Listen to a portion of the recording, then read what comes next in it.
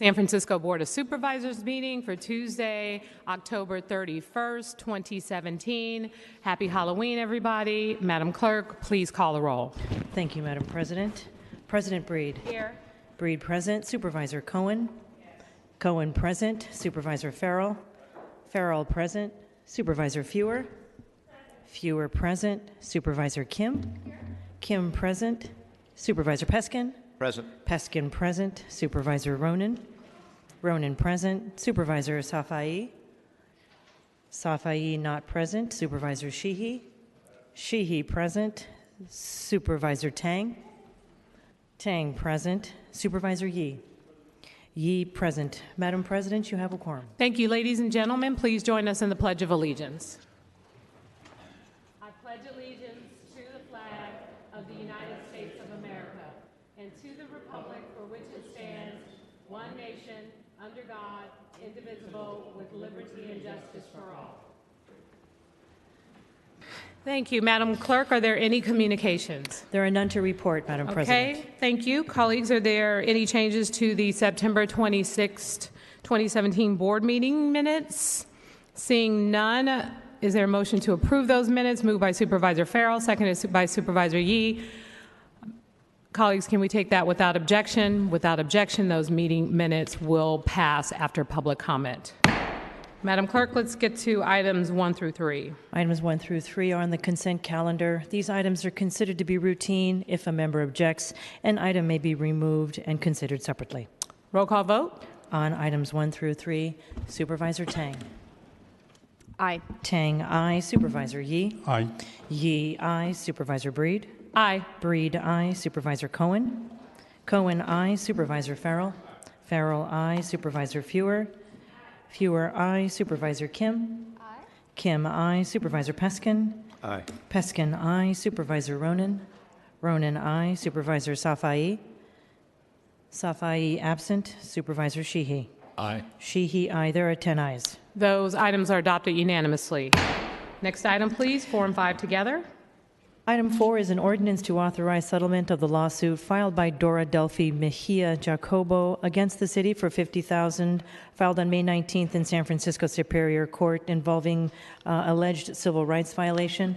Item 5 is an ordinance to authorize the settlement of the lawsuit filed by Tasha Spencer against the city for $160,000, filed in San Francisco Superior Court involving an employment dispute. Roll call vote. On items 4 and 5, Supervisor Tang. Aye. Tang, aye. Supervisor Yee. Aye. Yee, aye. Supervisor Breed. Aye. Breed, aye. Supervisor Cohen. Aye. Cohen, aye. Supervisor Farrell. Aye. Farrell, aye. Supervisor Fewer. Fewer, aye. Supervisor Kim. Aye. Kim, aye. Supervisor Peskin. Aye. Peskin, aye. Supervisor Ronan. Ronan, aye. Supervisor Safai. Aye. Safai, aye. Supervisor Sheehy. Aye. Sheehy, aye. There are 11 ayes. Those items are adopted unanimously.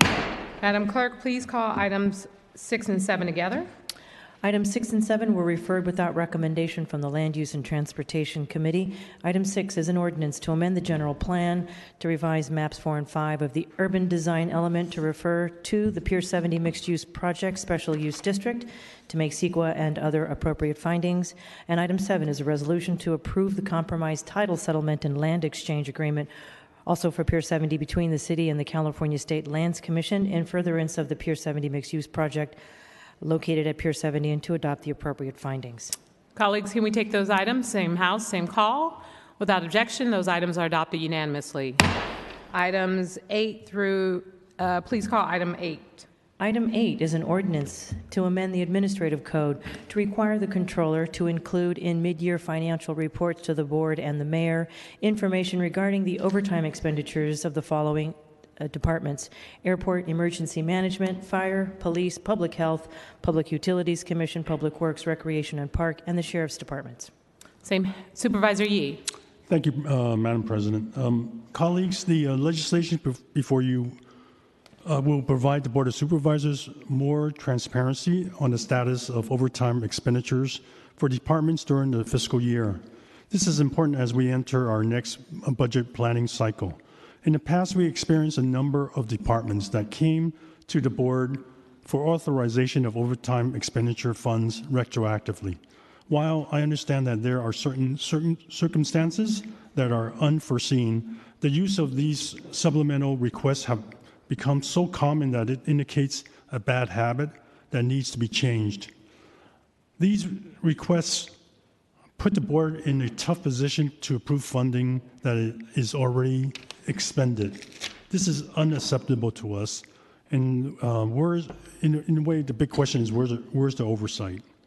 After several conversations at the Budget and Finance Committee about this issue earlier this year, I felt it would be prudent for us to be proactive in monitoring these expenditures before spending supplementals even come before us. The ordinance before you today would require the controller to include in the mid-year financial reports to the Board of Supervisors and Mayor information regarding overtime expenditures of the Airport, Department of Emergency Management, Fire Department, Police Department, Department of Public Health, Public Utilities Commission, Department of Public Works, Rec and Park Department, and Sheriff's Department. I hope that this early notification, too, will help us with flagging departments that are spending down their overtime budgets too quickly or unnecessarily. It is the board's duty to provide transparency and accountability to San Franciscans, especially when it comes to their public dollars. I want to thank the controller, Ben Rosenfield, and his office for working with us on this ordinance and offering a much-needed guidance as we enter the new budget process. I hope I can count on your support on this ordinance today. Thank you. Thank you, Supervisor Yee. Colleagues, can we take that item, same House, same call? Without objection, the ordinance passes unanimously on the first reading. Next item, please. Item 9 is a resolution to authorize the general manager of the Public Utilities Commission to execute an agreement with Motorola Solutions, Inc. for the purchase, installation, and maintenance of a land mobile radio system for an amount not to exceed $11 million, with an anticipated term through February 28, 2027. Same House, same call. Without objection, the resolution is adopted unanimously. Next item. Item 10, resolution to approve and authorize the execution of a purchase and sale agreement with Buddhi Dharma Lean Gu Foundation and the city for approximately 84 acres of improved real property located at 7484 Sheridan Road, Sonoma, California, for approximately $3 million, and to adopt the CEQA determination. Same House, same call. Without objection, the resolution is adopted unanimously. Next item. Item 11, ordinance to amend the planning code to designate 1399 McAllister Street, also known as the Baptist Church Complex, as a landmark and to affirm the CEQA and make other appropriate findings. Same House, same call. Without objection, the ordinance passes unanimously on the first reading. Next item. Item 12, resolution to approve the jurisdictional transfer of 2245 Gerald Avenue, currently under the jurisdiction of the Real Estate Division, to the Fire Department, and approving the $0 transfer price and to adopt the appropriate findings. Same House, same call. Without objection, the resolution is adopted unanimously. Next item. Item 13 is a resolution to urge the Chief of Police to create a comprehensive plan and to implement a citywide strategy on neighborhood automobile break-ins, bicycle theft, and property crime with focused staffing at district stations, and urging the Chief of Police to report on the execution of the plan. Supervisor Yee. Thank you, President Bree.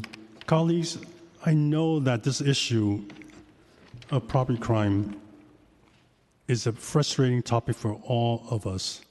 Property crime, car break-ins, bike thefts, residential burglaries, and other property crime are not contained by district boundaries.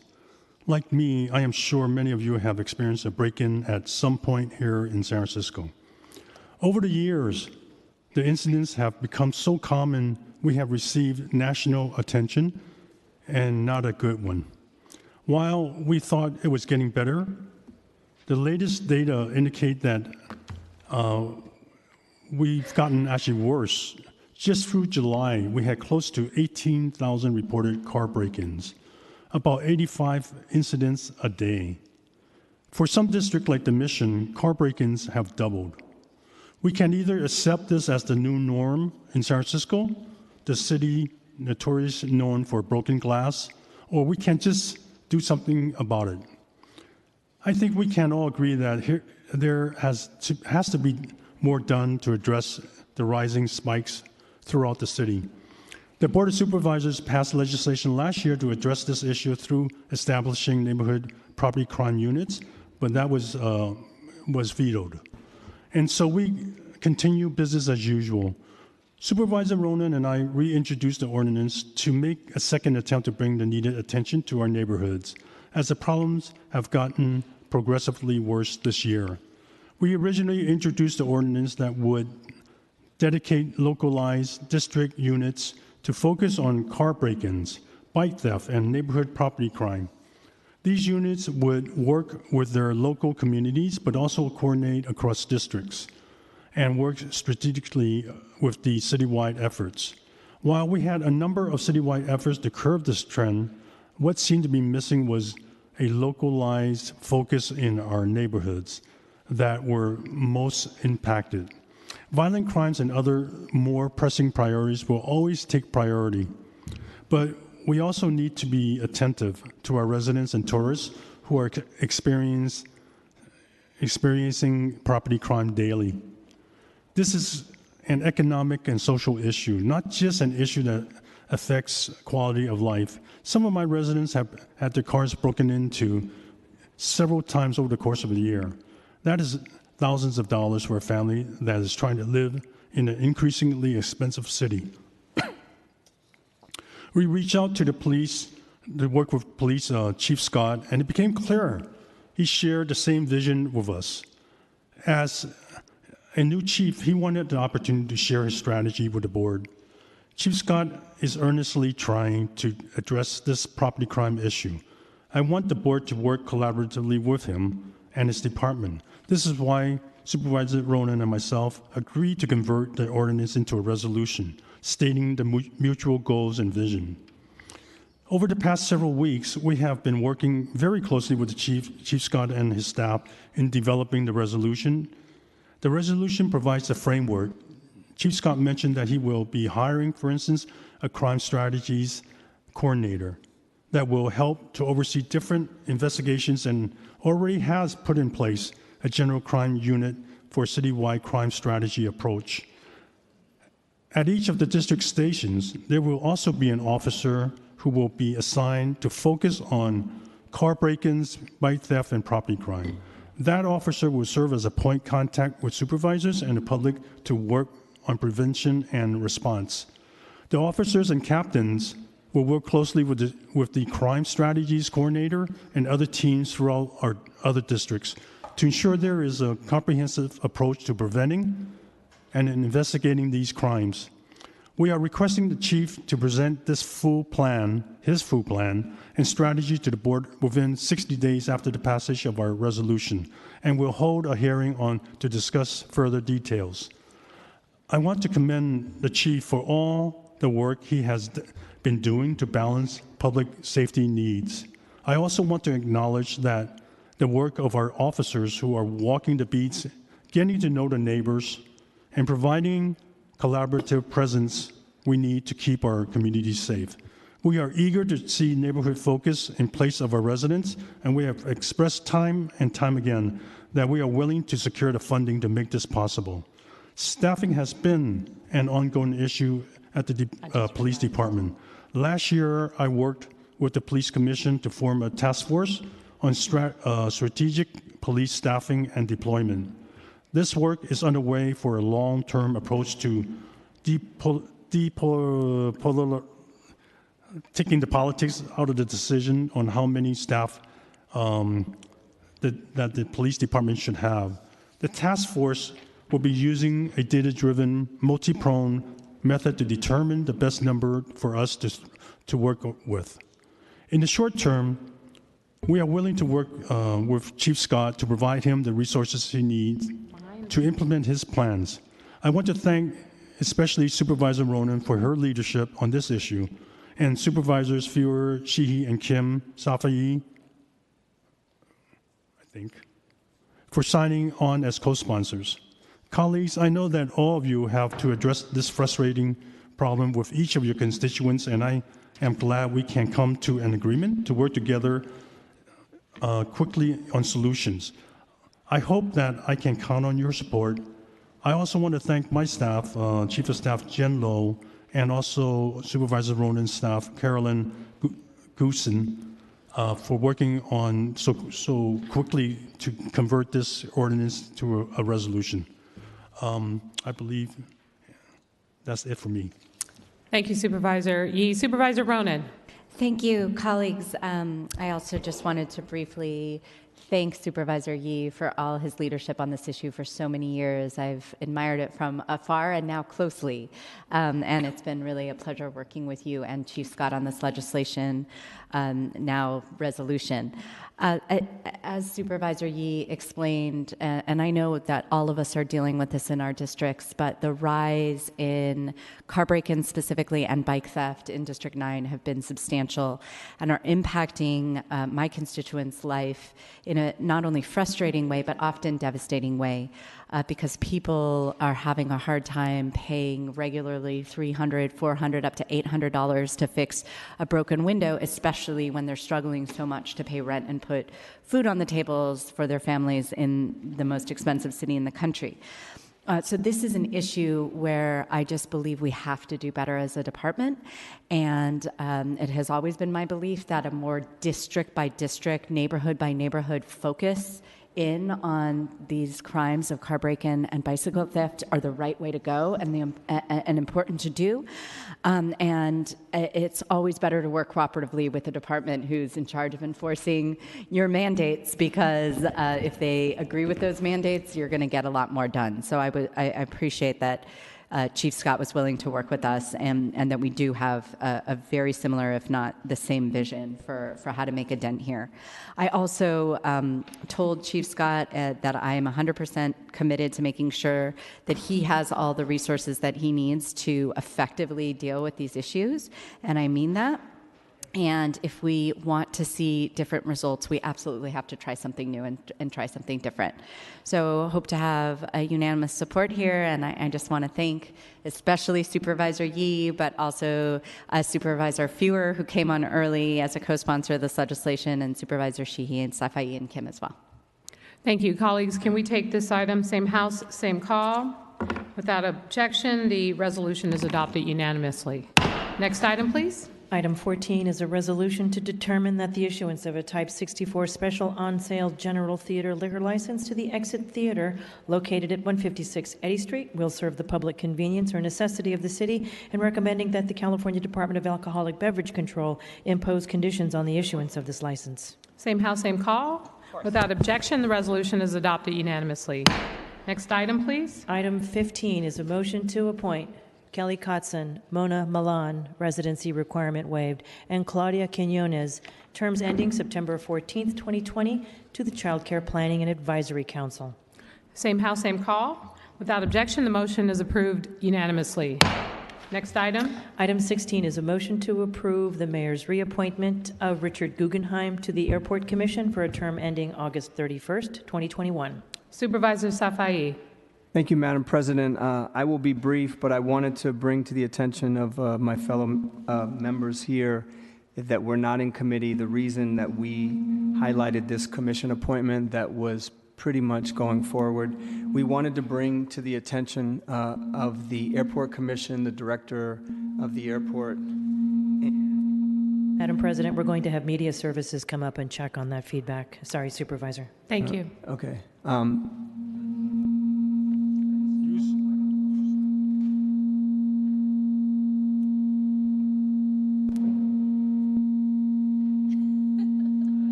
You're radioactive, Supervisor. Okay. Just real quick, this particular commission, as you all might recall, the San Francisco Airport Roundtable seat has been vacant for the past 8 years. I have been appointed to that committee, and immediately we came to understand that the Federal Aviation Administration back in 2014 implemented new technology called the Next Gen system. It was intended to increase flight reliability, numbers, landing, but what ended up happening is they created a freeway over the same route, and the frequency increased dramatically, and a number of different routes were changed so that one of the examples would be the crossover, where before a flight would take off at San Francisco, it would go around the city, cross the Golden Gate Bridge, and loop back down to Southern California.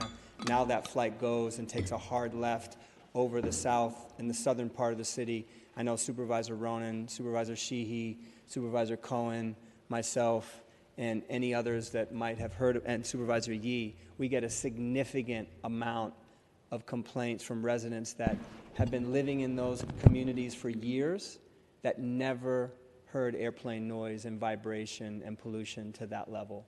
So we brought Commissioner Guggenheim forward. We highlighted the issue to them. I've written a letter to Congresswoman Nancy Pelosi. Leader Pelosi has not engaged on this issue, not because I don't think she wanted to, but I don't think she was aware that it was a significant issue for San Francisco. And we are asking her, along with Senator Feinstein and our entire delegation, that they put pressure on the Federal Aviation Administration to change the flight patterns back to a more equitable distribution prior to 2014, as well as the idea that flights are allowed to go below a floor of 10,000 feet, which also causes significant sound, noise, vibration. Many of you that were on the school board, I know that when you were on the school board, there's a lot of emotions when it comes to people's children. There's often a lot of crying in those meetings because emotions run high. Every single meeting that I have been in at the airport advisory, the round table, people are literally in tears because their sanity is being questioned, is being challenged on a daily basis. So I just wanted to highlight that. We're happy to support Commissioner Guggenheim. He's engaged with us on that and will be a leader on that, as well as the airport director. So thank you. Thank you. Colleagues, can we take this item? Same house, same call. Without objection, the motion is approved unanimously. Madam Clerk, can we call items 21 through 23 and 27 together? Items 21 through 26 were considered by the Budget and Finance Committee at a regular meeting on Thursday, October 26th, and were forwarded as committee reports. Item 21 is an ordinance to approve a development agreement between the City and FC Pier 70 LLC for 28 acres of real property located in the southeast portion of the larger area known as Seawall Lot 349 or Pier 70. Item 22, resolution to approve a disposition and development agreement between the Port and FC Pier 70 LLC for 28 acres of real property located in the larger area known as Seawall Lot 349 or Pier 70. And item 23 is a resolution to approve the MOU, Memorandum of Understanding, between the Port and other city agencies regarding interagency cooperation to determine the CEQA determination and to adopt the appropriate findings. And item 27 was considered by the Land Use and Transportation Committee at a regular meeting on Monday, October 30th, and forwarded as a committee report. It was recommended as amended with the same title. It's an ordinance to amend the planning code and the zoning map to add the Pier 70 special use district and to affirm the CEQA determination and to make the appropriate findings. Thank you. Supervisor Cohen, it's my understanding you have some amendments for item number 27. Yes, thank you, I do. So colleagues, thanks for hearing this item again today. No need to repeat the remarks that were made last week, but I just want to express my deep appreciation to everyone who has played a significant role in getting this project to the finish line. I want to recognize Yo-Yo Chan in my office, who's dedicated a significant amount of time and energy and has exercised a tremendous amount of patience. But here we are. I do have one final amendment to item 27 that was discussed in the Land Use Committee yesterday. Supervisor Peskin expressed interest in having the informational presentations at the Planning Commission and the Historic Preservation already described in Section J to also be referenced in Section L as it relates to the Port Review of Historic Review. You'll find this amendment on page 20, line 21. I also would like to make a motion that we adopt this amendment. Thank you, Supervisor Cohen. Supervisor Cohen has made a motion to amend, seconded by Supervisor Peskin.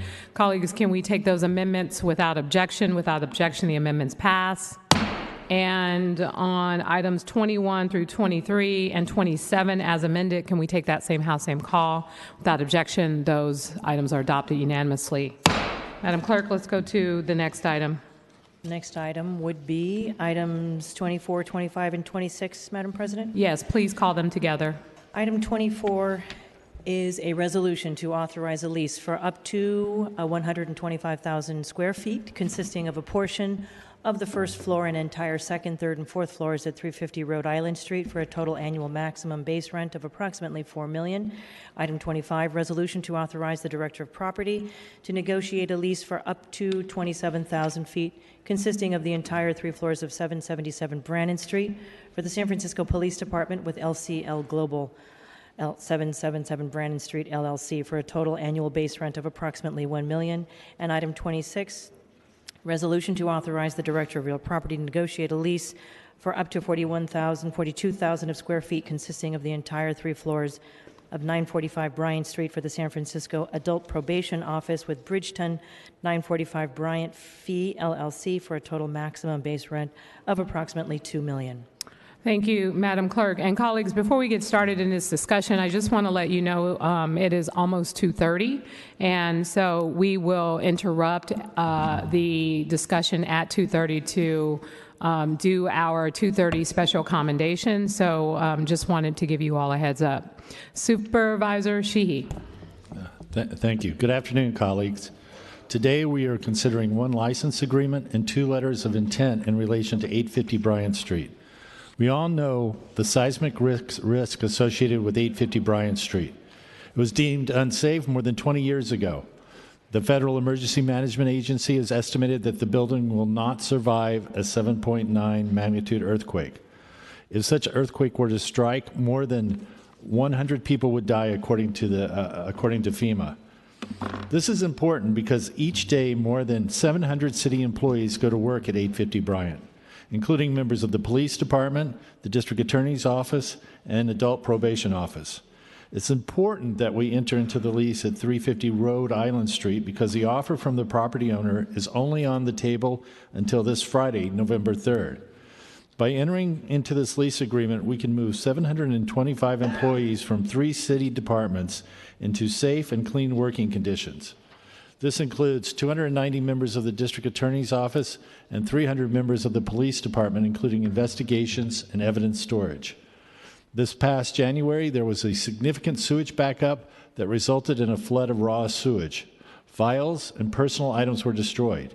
City property was damaged. Evidence was destroyed. The city spent $315,000 to clean up the mess, a significant and expensive undertaking. Putting more money into a seismically unfit building is not a sound investment. It is unacceptable that we ask city employees to go to work in these conditions. Each day, they go to work entering a building that could kill them in an earthquake if the asbestos doesn't first. Conditions of leaking sewage on desk and vermin on the ground. It is cheaper by $95 million to enter, according to the budget and legislative analysts, to enter into these leases as opposed to purchasing land and constructing a new facility. The Department of Real Estate and the city administrator have engaged in extensive processes to make sure this is the best deal for the city. Currently, there is no cash on hand to purchase a new building. Leases are the best way to go.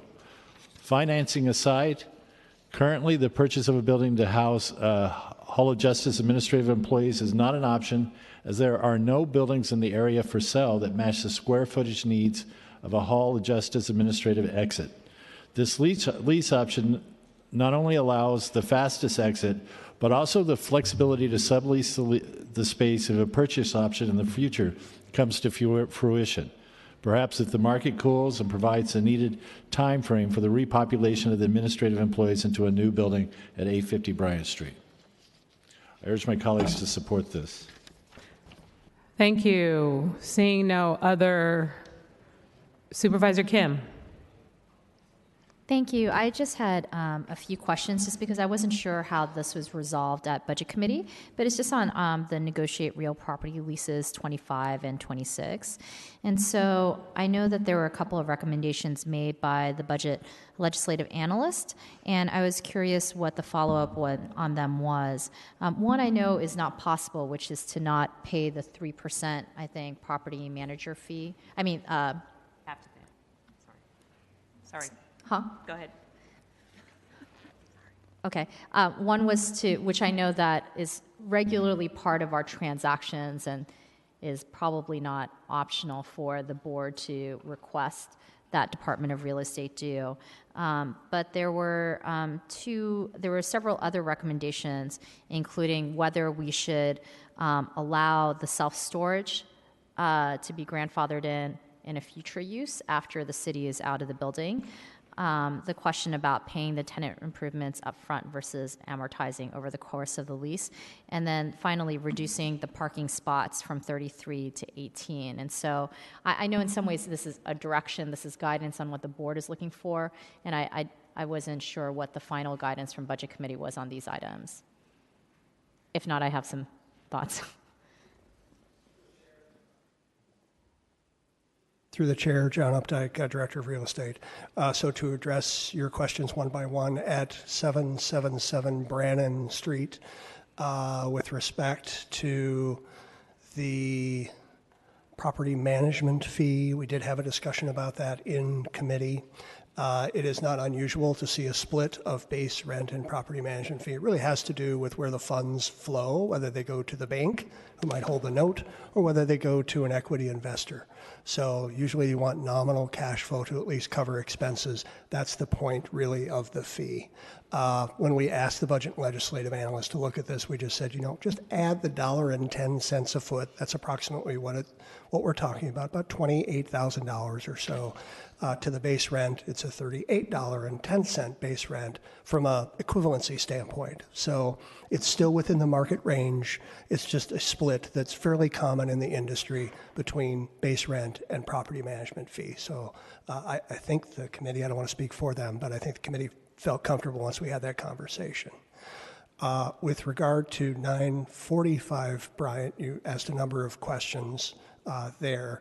On the parking issue, the property does come with 33 parking spaces. We have the right, but not the obligation to rent those spaces. So we take to heart the comment regarding the fleet size of adult probation, programmed to be there at 18 vehicles. So there's no need at this point to secure more spaces than that. But because it's a long-term lease, we'd recommend having that right in the lease, something we negotiated for. Doesn't mean we have to exercise it. We'll be very cautious in doing so to match the need with the fleet. So that's to address that 15-space discrepancy. Is there a difference in the cost of the lease? No, it's an add-on to the lease, so we have a right at a certain price per month for each space that we need. I see. For each space we don't take, we don't pay. Got it. Right. You may have to refresh me on other questions. There's two others, and one I believe is in relation to 777 Brannan, which is the zoning, grandfathering, and self-storage. Yes. And then the final was just the tenant improvements, paying upfront versus amortizing. Great. So with respect to the zoning issue, that's really, at this point, a non-issue for the board, since this item will be coming back to you if you provide me direction to negotiate a lease. The lease will return to you. You will have a concurrent legislation addressing the grandfathering of the self-storage use, which is the current self-storage use today. So the owners are simply saying, but for the city's intervention of leasing my property, I would continue to use my property as self-storage. That's my grandfathered right. I'd want to be assured that once the city leaves the property, it can continue to be used as self-storage. That issue will be before you when we return with the lease, so you don't necessarily have to make a decision here, and planning will vet that issue appropriately. Okay. I mean, I just want to say that as someone that has been really pushing for increasing the amount of square footage for production, distribution, and repair in the south of Market, it's something that I really would not like to see come back with the lease, especially because this is potentially a 20-year lease, and hopefully we are immensely enriching the property owner. And so to ask on top of that, to be able to go back to self-storage, which clearly doesn't fit under the mayor's priorities or this board's, I would just be very reluctant to support that if I saw that in the lease in the future.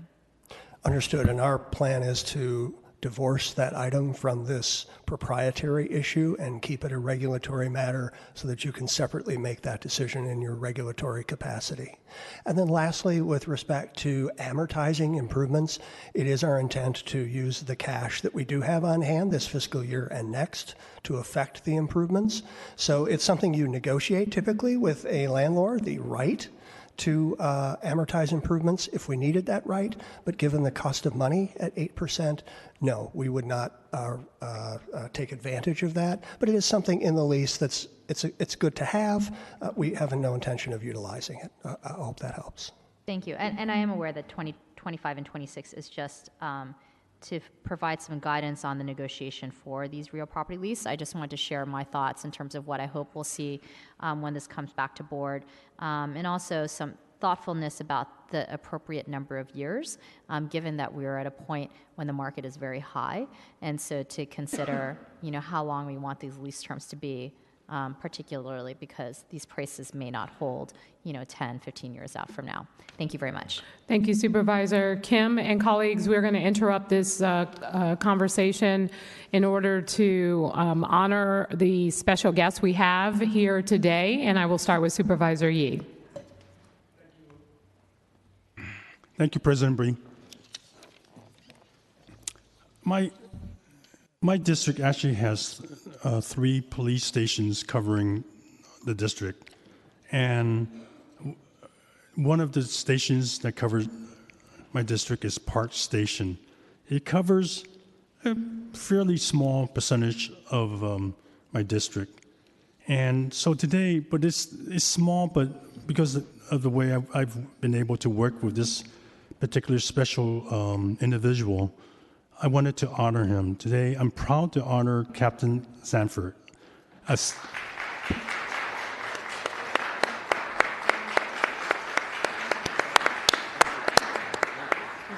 He is what I call a citizen's cop. He led Park Station for 3 years and was recently promoted to work in the Community Engagement Division under Commander Azar. I can't think of a better person to actually do this work.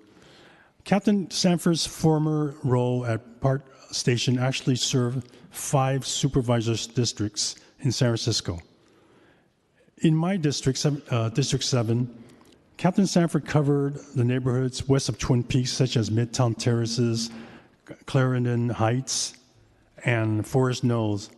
Given that Twin Peaks is such a major destination for both locals and tourists alike, I've been very grateful to have worked with such a proactive and thoughtful captain when it comes to crime that happens on Twin Peaks. Captain Sanford has served in the police department for 33 years now, starting when he was a high schooler in the Police Athletics League as a cadet. He is a San Franciscan native who was born and raised in the Bayview, Hunters Point, and attended Woodrow Wilson, now it's called Burton, but it was Woodrow Wilson, and high school, and received his BS from University of San Francisco and an MA from St. Mary's College of California. Prior to serving in his previous role leading Park Station, he held several command positions and served in 6 out of the 10 police stations. You can't be retiring. You got 4 more stations to go. From my experience working with him and attending his Meet the Beat police community meetings, he has been proactive, attentive, and responsive with neighbors in the community. He is a police captain who leads with integrity. Some of those who have worked with him share some of their thoughts. Sergeant Holder said, he always strives to do the right thing and make the right decisions, even if they are tough.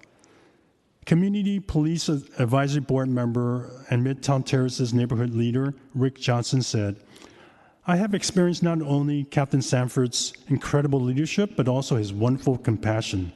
During this past year, I was unable to attend the CPAP's meetings for 2 months due to an injury. Captain Sanford regularly emailed me to ask how I was doing and if there was anything I needed, Rick, this is Rick, or anything he could do to help.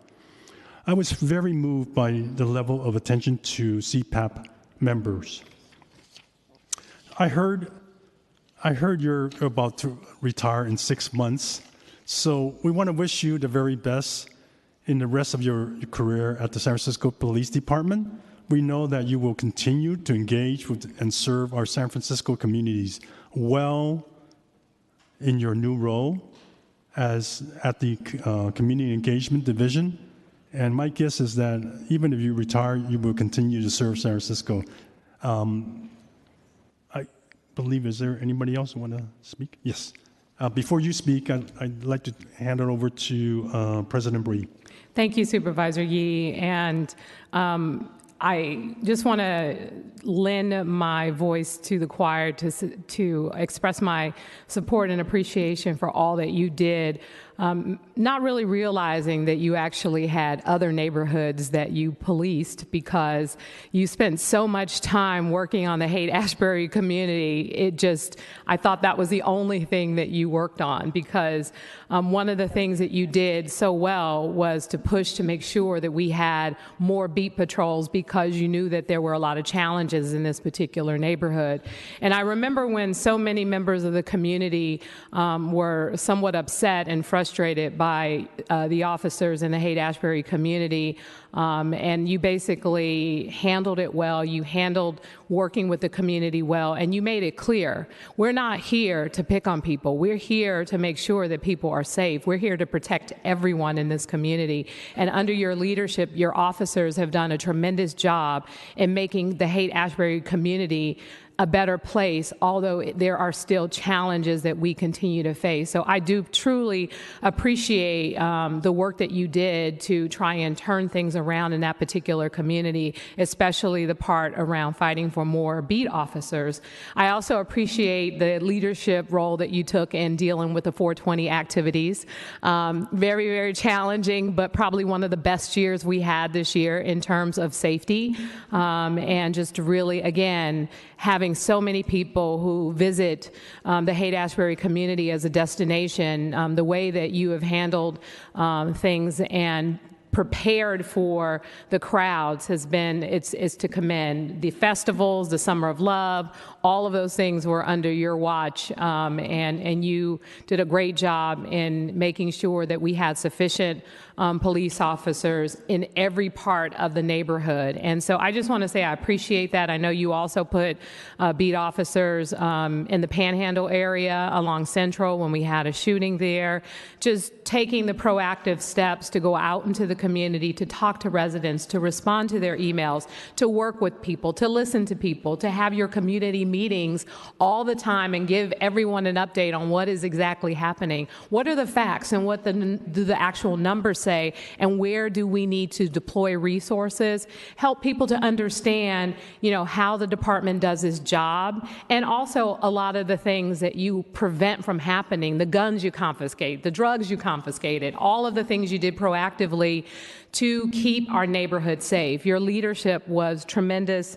I'm very, very grateful, and I'm just not surprised that you would be promoted to this Department of Community Engagement, because you also serve as the president of the Police Athletic League, and under your leadership, you have done everything you can to not only raise money for this amazing program, but just gone out of your way to get more officers actively engaged in this program, so that there is a relationship between our community, the community that you and I both grew up in, where there wasn't a relationship with police officers, so that we can engage the department with young people at an early age so that they have positive experience with our law enforcement. And so the POW program was born out of this idea, and since your leadership, you have really opened that door again. And so I am not surprised that you're going to be working in this division, that you were the person who was chosen to work with Commander Lazar to make this an even better better program so that our community knows that, part of law enforcement's role here in the city is where you all are a part of the community. You're there to keep people safe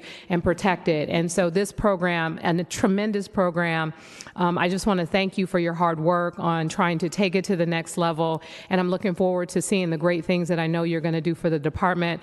We're going to miss you as captain, especially because, like I said, we've been through some tough times. And you've really turned that neighborhood around a lot. It's had its challenges since before you and I were born. And you really start moving it in the right direction. I truly appreciate how you just really tackled every issue and the way that you handled it and the way you continue to work with the community. You're going to be truly missed, and I wish you the best in your new position. Thank you, Captain Sanford, for all you've done for our community. And with that,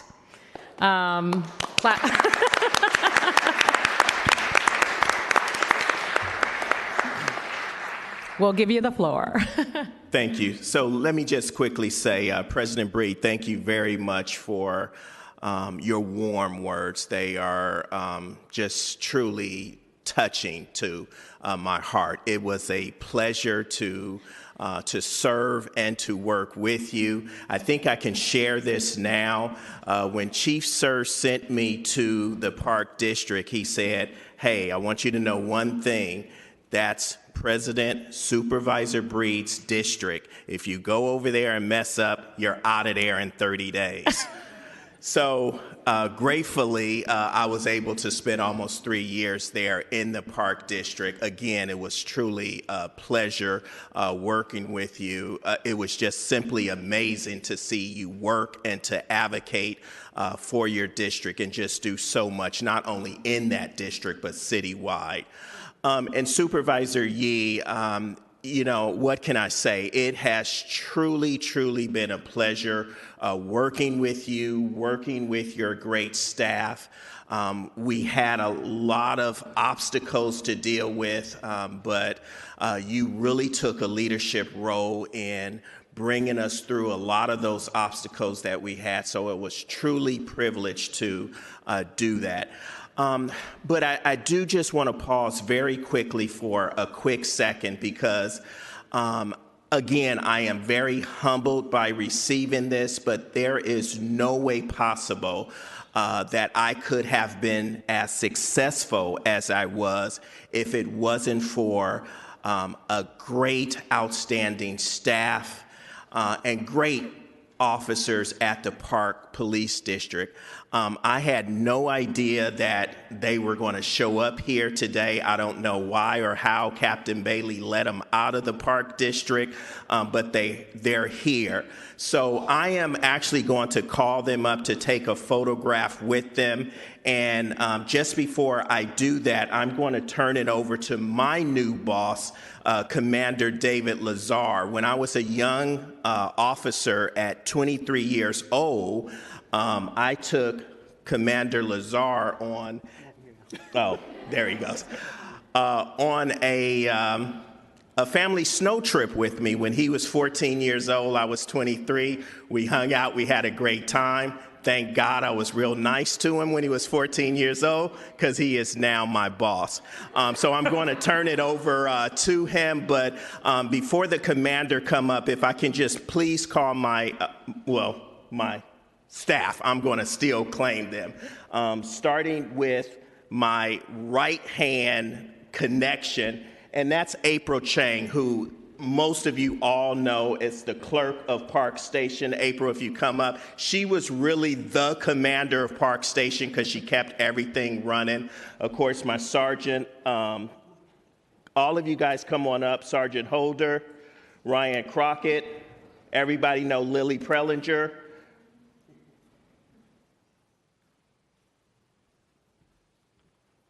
Al Wu, Bryant, and Captain Bailey and Sergeant Kim, if you guys can please join us. Therese Dignan, where are you? Oh, she's here. Come on, Chief. Come on. Okay. Chief. Yeah, let's make this quick because these are all my folks from the Haight-Ashbury. Come on,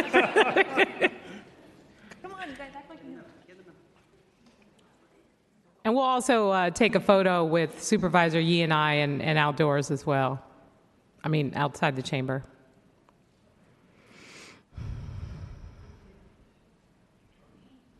President Breed, Supervisor Yee, all the members of the board, I just want to, on behalf of Chief William Scott and the entire command staff, I know we have Deputy Chief Mosier here today and Captain Bailey, want to thank you for this tremendous acknowledgement of a great captain, Captain John Sanford, who is the senior captain in the police department, whose great ideas from the Haight-Ashbury we're going to attempt to adopt citywide on community engagement, working with our new captains. And the last thing I want to say is that he was really an inspiration to me growing up and one of the main reasons that I chose this department and this profession. So thank you very, very much for what you do for our department. Thank you. Thank you.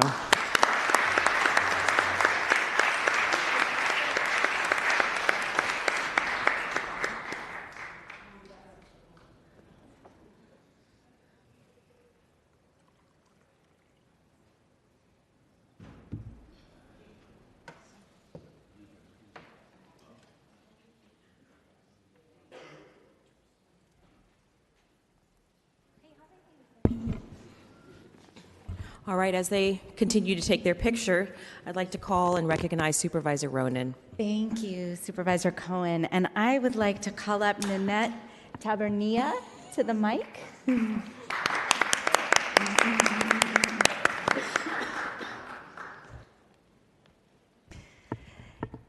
Hello, Nanette. Good afternoon.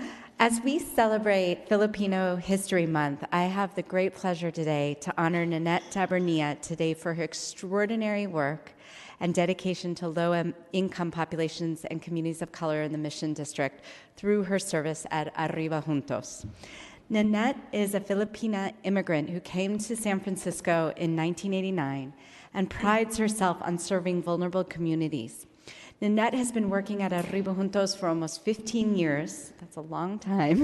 And she has a long history of serving low-income people at different community-based programs for over 20 years.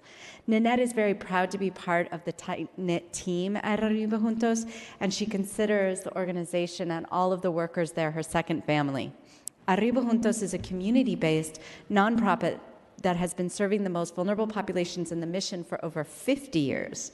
From youth programs to adult vocational and language training, Arriba Juntos is a well-known resource in the mission. Nanette's passion for community work led her to her current position with Arriba Juntos. Nanette serves as the fiscal manager, and she is considered a critical leader in the organization. Nanette's leadership and close camaraderie with the amazing executive director of Arriba Juntos, who is here, right over here, Dalila Ahumado, has been instrumental in the incredible growth of the organization has experienced in the past decade. Nanette's impressive skills helped the organization's budget grow from $2 million to an astounding $12 million a year. Thanks to Nanette's work, Arriba Juntos is able to provide more opportunities for affordability and workforce development in the mission. She has also helped create a total of 20 programs within the organization that gave them the organization more capacity to serve underrepresented people. Nanette thrives on challenges, and her motto is if you're innovative in the programs and conservative in the spending. This sounds like someone you'd like, Supervisor Peskin and Tang, which reflects her creativeness and determination to go above and beyond in finding new and improved methods to serve the community. Thank you so much, Nanette, for everything you do. We are deeply appreciative of your work and your excellence. Thank you.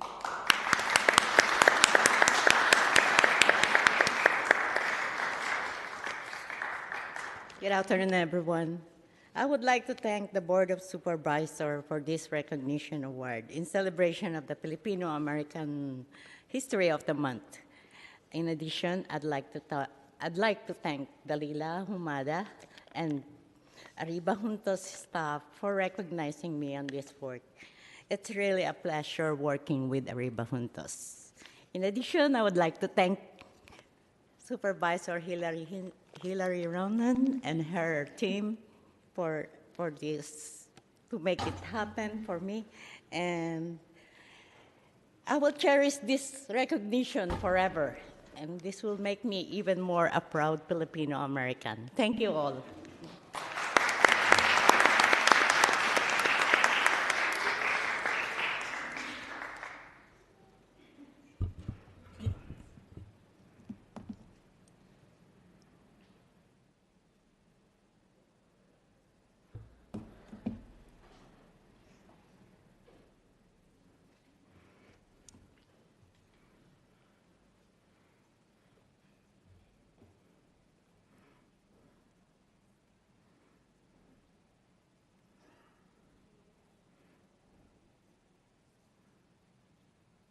Congratulations again, and thank you for your service.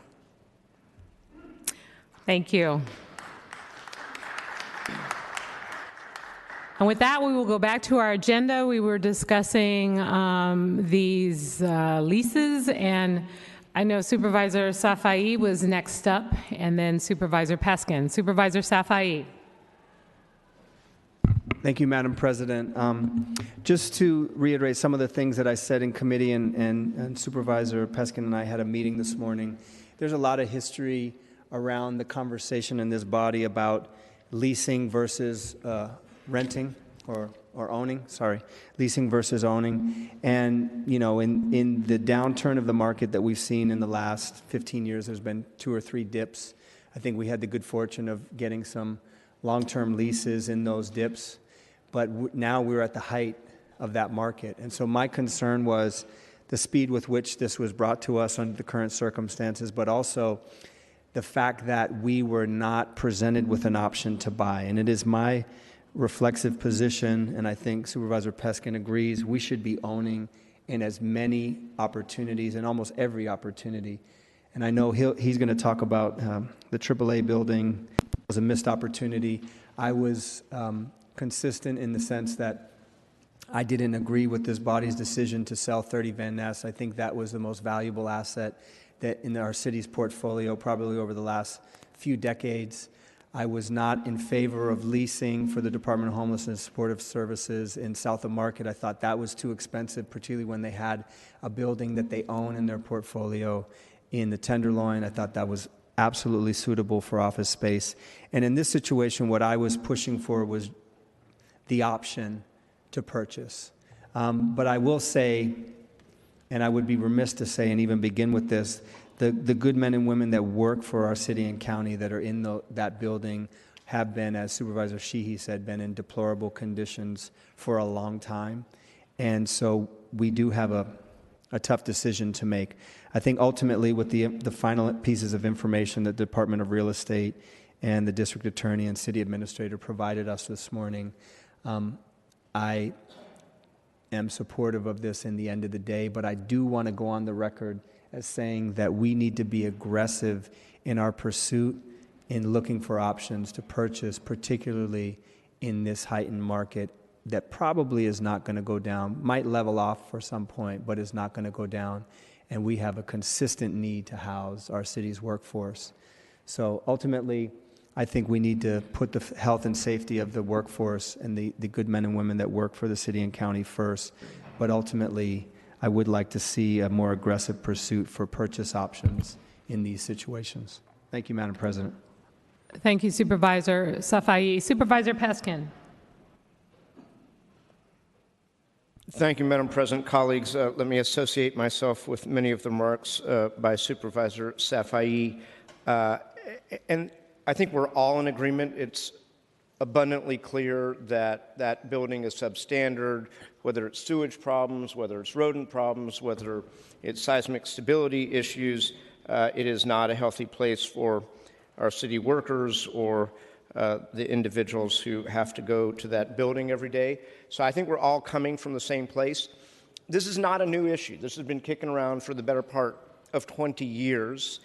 So while I appreciate that there's now a mandate that the city administrator and the mayor have recently come up with to speed it up, the reality is, I mean, we had a long time that we could have planned. So this is a tough vote. I don't like being pushed into a corner. I don't like it when we have to hustle real fast to do this. I do acknowledge that at $51 a square foot, it is a market rate transaction. I don't think we're paying over market. I don't think that Mr. Updike and his staff have negotiated a bad deal. That is what the market is. But it's a ton of money. And quite frankly, as Supervisor Safai said, we've had repeated opportunities to buy office buildings for the long term. We blew it despite, I think, a pretty ubiquitous sense at the board that we should have bought the AAA complex, which is right in the Civic Center.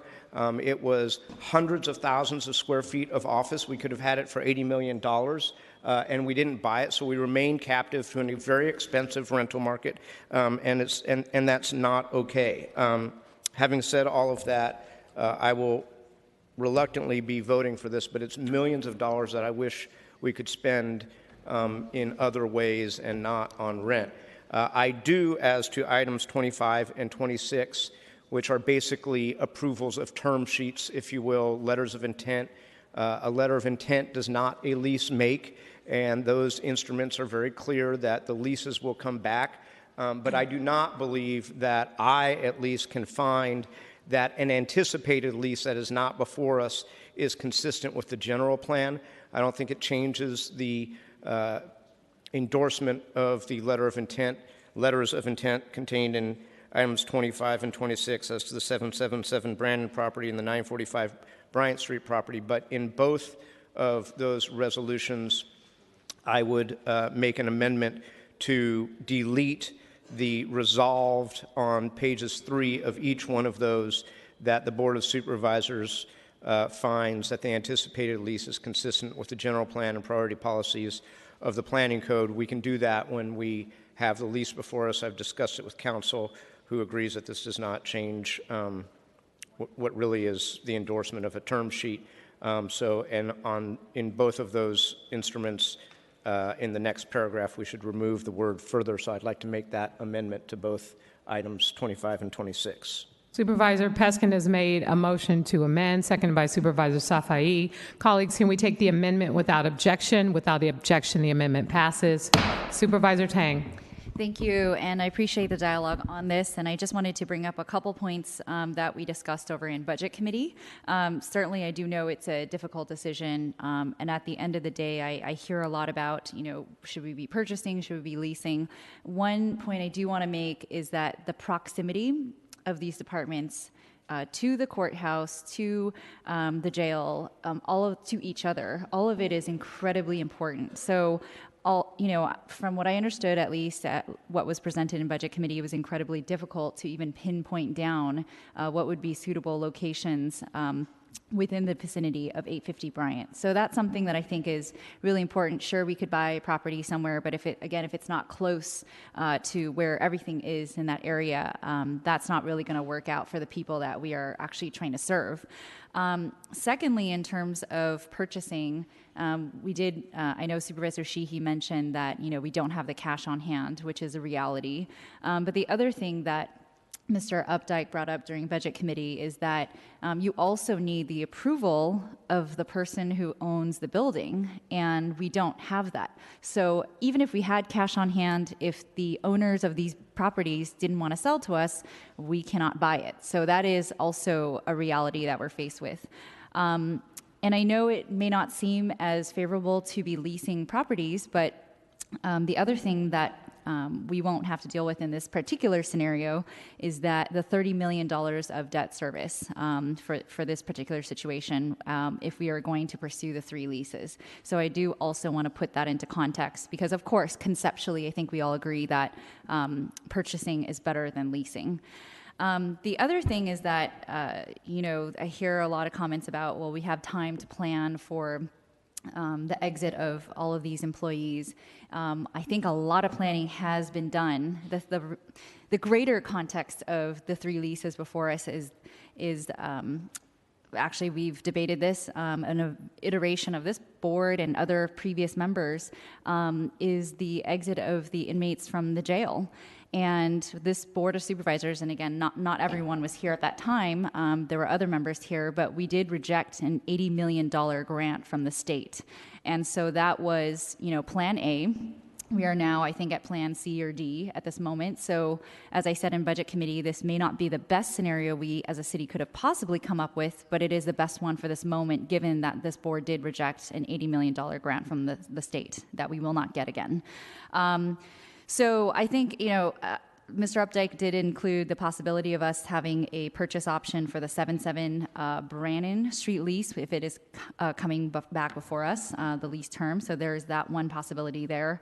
But at the end of the day, given that we are faced with this situation and the roughly 800 FTEs that are in 850 Bryant, and of course the people who actually are living there at the moment. It is an incredible priority for me to get all those employees into a safer building, not just for them, but also the people that they're serving too. And we've heard cases of, I was shocked to hear this, but between November of last year and August of this year, there were 110 flooding issues that have occurred in that building. And that's just one of a few issues that one of the many issues that have been raised to us. So at the end of the day, I believe that we should approve these 3 items, 2 of which are, again, just the approval to negotiate, but it is really important for us to get all of the employees and the people we serve out of that building. Thank you, Supervisor Tang. Supervisor Farrell. Thanks, President Breed. So I hate where we are also. I think it's absurd. These leases that are in front of us, but I don't think in good conscience we could hear the stories and see the pictures of the raw sewage and the flooding happening inside of the office space, let alone the conditions for the workers and now the inmates, and to not support this at the end of the day. But as was alluded to from my colleagues, what I find it, I don't want to have any criticism of kind of where we are today and having to do it from some of our departments.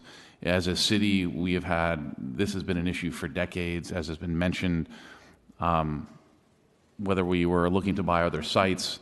As Supervisor Tang mentioned, we coughed up $80 million because the city couldn't get our act together in terms of the Hall of Justice rebuild and give it back to the state that we'll never see again. So we've had ample opportunities, and I think we are where we are. But in terms of the vote here, obviously, we want to own rather than lease. I just simply think there's no option at this point in time. Thank you, Supervisor Farrell. Supervisor Cohen. Thank you very much. I would like to give my time to Supervisor Tang. Supervisor Tang is not on the roster. Oh, no. Supervisor Peskin.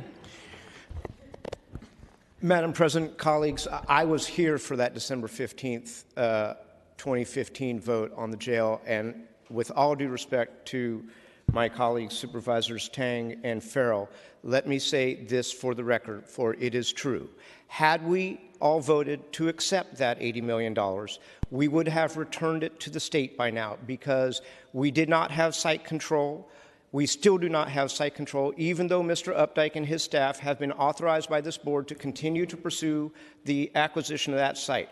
That grant was predicated on our having site control within 90 days. That was 2 years ago. We still do not have site control. I know Mr. Updike and his staff have tried and have had continuing negotiations, but if we had accepted that $80 million, it would have gone back to the state and reappropriated to a jail in San Bernardino, which is exactly what happened. So I just want the record to be clear that is, had we taken it, we would have given it back. Thank you. And let me also associate my self with the comments of Supervisor Peskin. And I also just want to reiterate that we have made a commitment time and time again to look at alternatives to incarceration and to not build a standalone jail. So this would not, accepting that $80 million and trying to build a new jail, whether we had site control or not, would not solve the problems here. Not one of these contracts that are listed are for the inmates. They're for employees who work in 850 Bryant Street. So one has nothing to do with the other. Supervisor Tang. Thank you. I did also want to mention, just in the conversation around purchase versus lease, which I brought up in Budget Committee as well, that this is, I think, a roughly 15-year lease for most of these properties, I believe. We are planning to move all those different departments back into the 850 Bryant site. And so if that is the ultimate plan from our city, then, which I heard from staff was the case, I don't know why we would buy properties elsewhere. So that's also why I support the lease model at the moment. Thank you. And I just wanted to add to my comments. I think, the fact of the matter is, many, many years ago, before most of us, other than Supervisor Peskin, was on the Board of Supervisors, there were conversations about 850 Bryant and the need to demolish this building because of its conditions. I mean, this is not a new conversation. We know that this building is in a horrible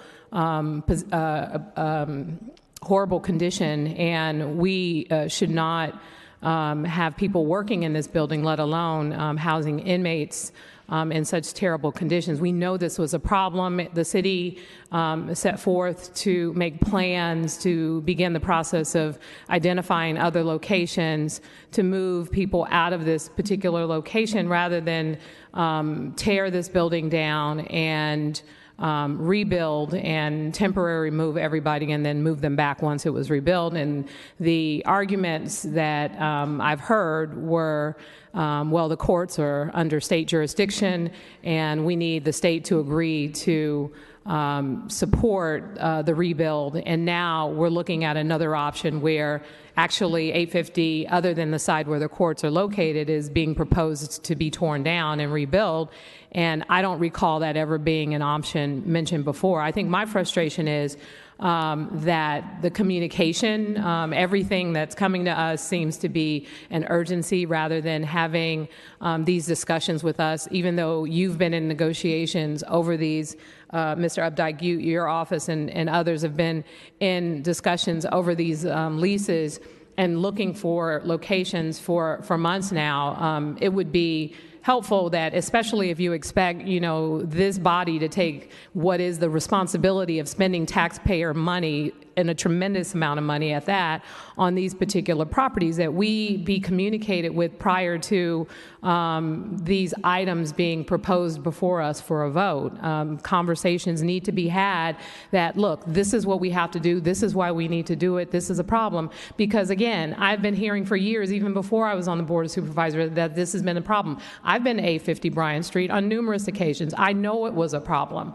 But the fact of the matter is, it has been a problem that you all have been working on, and now there's an expectation for us to deliver in this regard. And so I would appreciate that there be just better communication so that when these kinds of things come before us, we can feel comfortable with these decisions. And then secondly, I guess there's just frustration because I think that the city made a mistake in the past, and now we have the public safety building way over by Mission Bay. We have the new medical building, the medical examiner building opening up, all these other buildings. And when you look at the cost and how we're spending all this money to rebuild all these buildings and separate all these things that were actually once within the 850 Bryant location, I'm just wondering, did we make the right decision, especially since now we're proposing the option to actually tear down a portion of this building in order to rebuild and then eventually move these folks back in. And so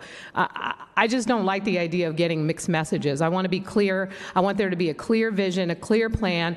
Who's moving out? Who's moving back? How much is it going to cost?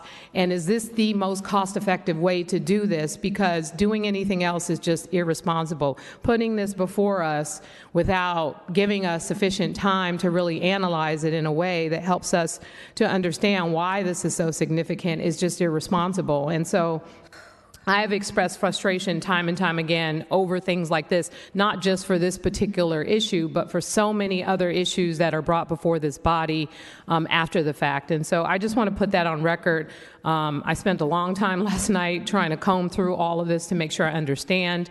I appreciate the meeting we had to have a discussion about it. This is definitely a hard decision for me to make, but a lot of the reason why I'm going to be supporting the lease and the other two agreements has more to do with making sure that the folks that work for our city and the people who visit this building are moved out as quickly as possible. And also, I just want to be clear, I know that the sheriff is already working on a plan to relocate the inmates that are also housed there as well. And so we got to get our act together and make sure that I want to understand specifically, and I think this board needs to understand, what is the plan, what is it going to cost us, and how are we going to deal with this issue around the courts? What's going to happen to the future of this very valuable land? What's going to happen to the property that we supported purchasing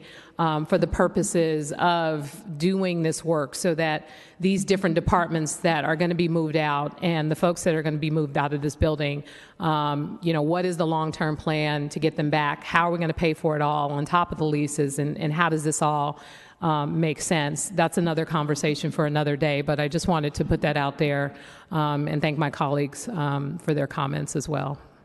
And with that, seeing no other names on the roster on the items, Madam Clerk, items 24 through 26, please call the roll. Supervisor Tang.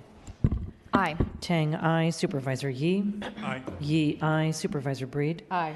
Breed, aye. Supervisor Cohen. Aye. Cohen, aye. Supervisor Farrell. Farrell, aye. Supervisor Fewer. Fewer, aye. Supervisor Kim.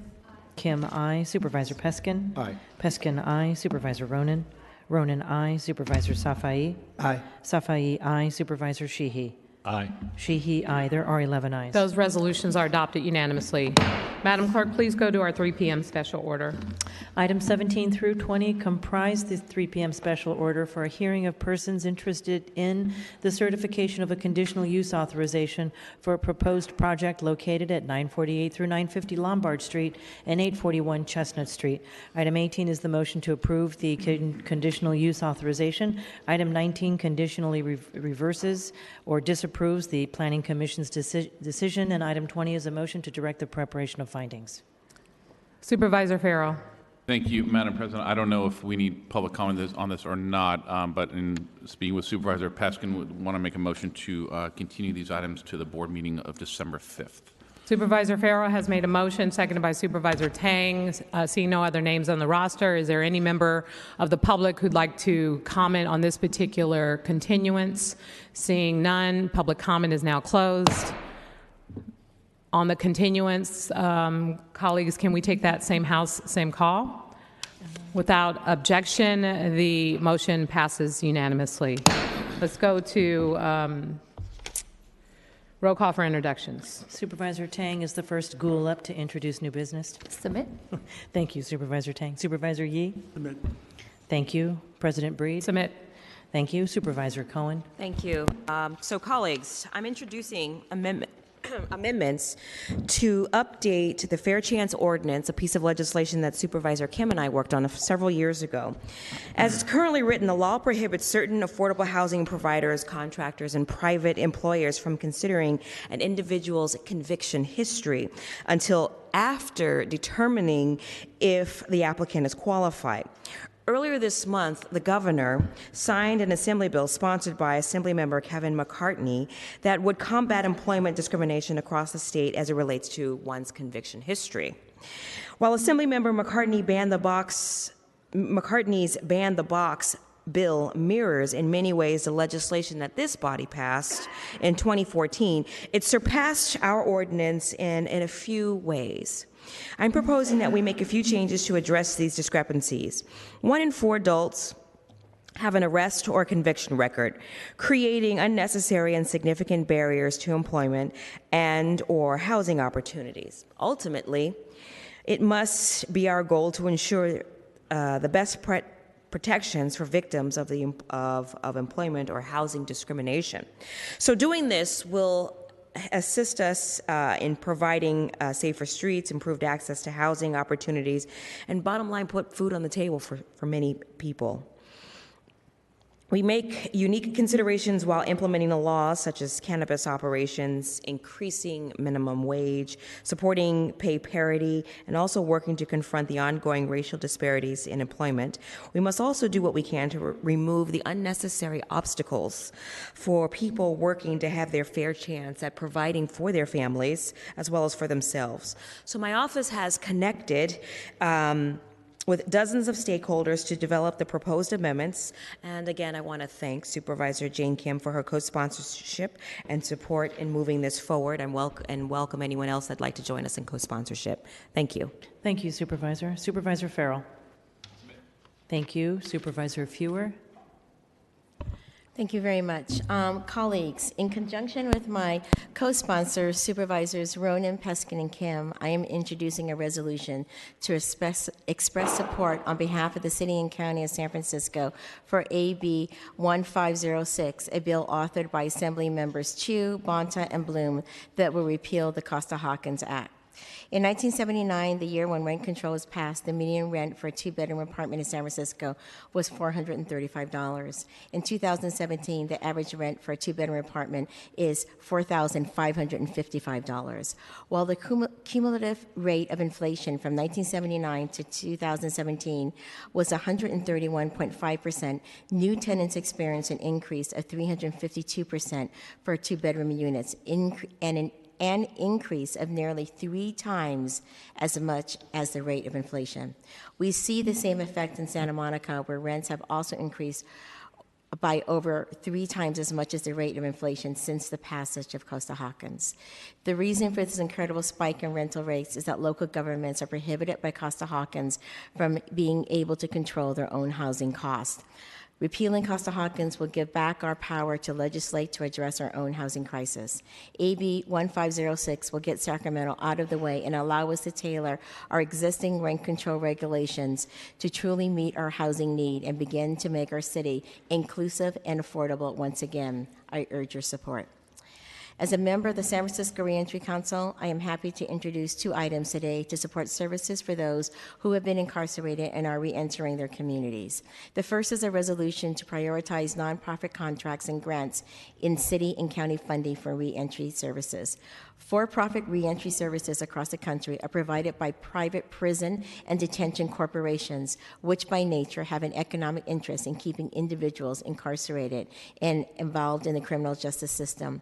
As a city and county, I hope that we can be unified in prioritizing nonprofit reentry services over those that are for-profit and ensuring that those who are transitioning out of incarceration have the supports they need to be successful in their communities. The second resolution is to authorize the Community Corrections Partnership Executive Committee to spend local innovation sub-account funds in support of pretrial services and or transitional and reentry housing for justice-involved people between the ages of 18 and 35.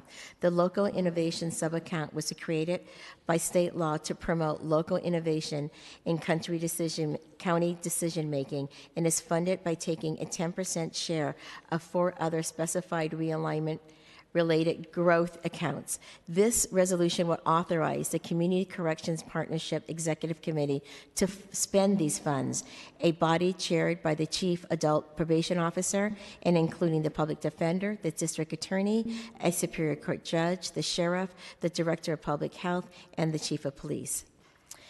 Finally, colleagues, today I introduce an ordinance allowing the San Francisco Public Utilities Commission to enter into agreements procuring renewable and shaped energy in order to expand Clean Power SF program, to expand the Clean Power SF program citywide.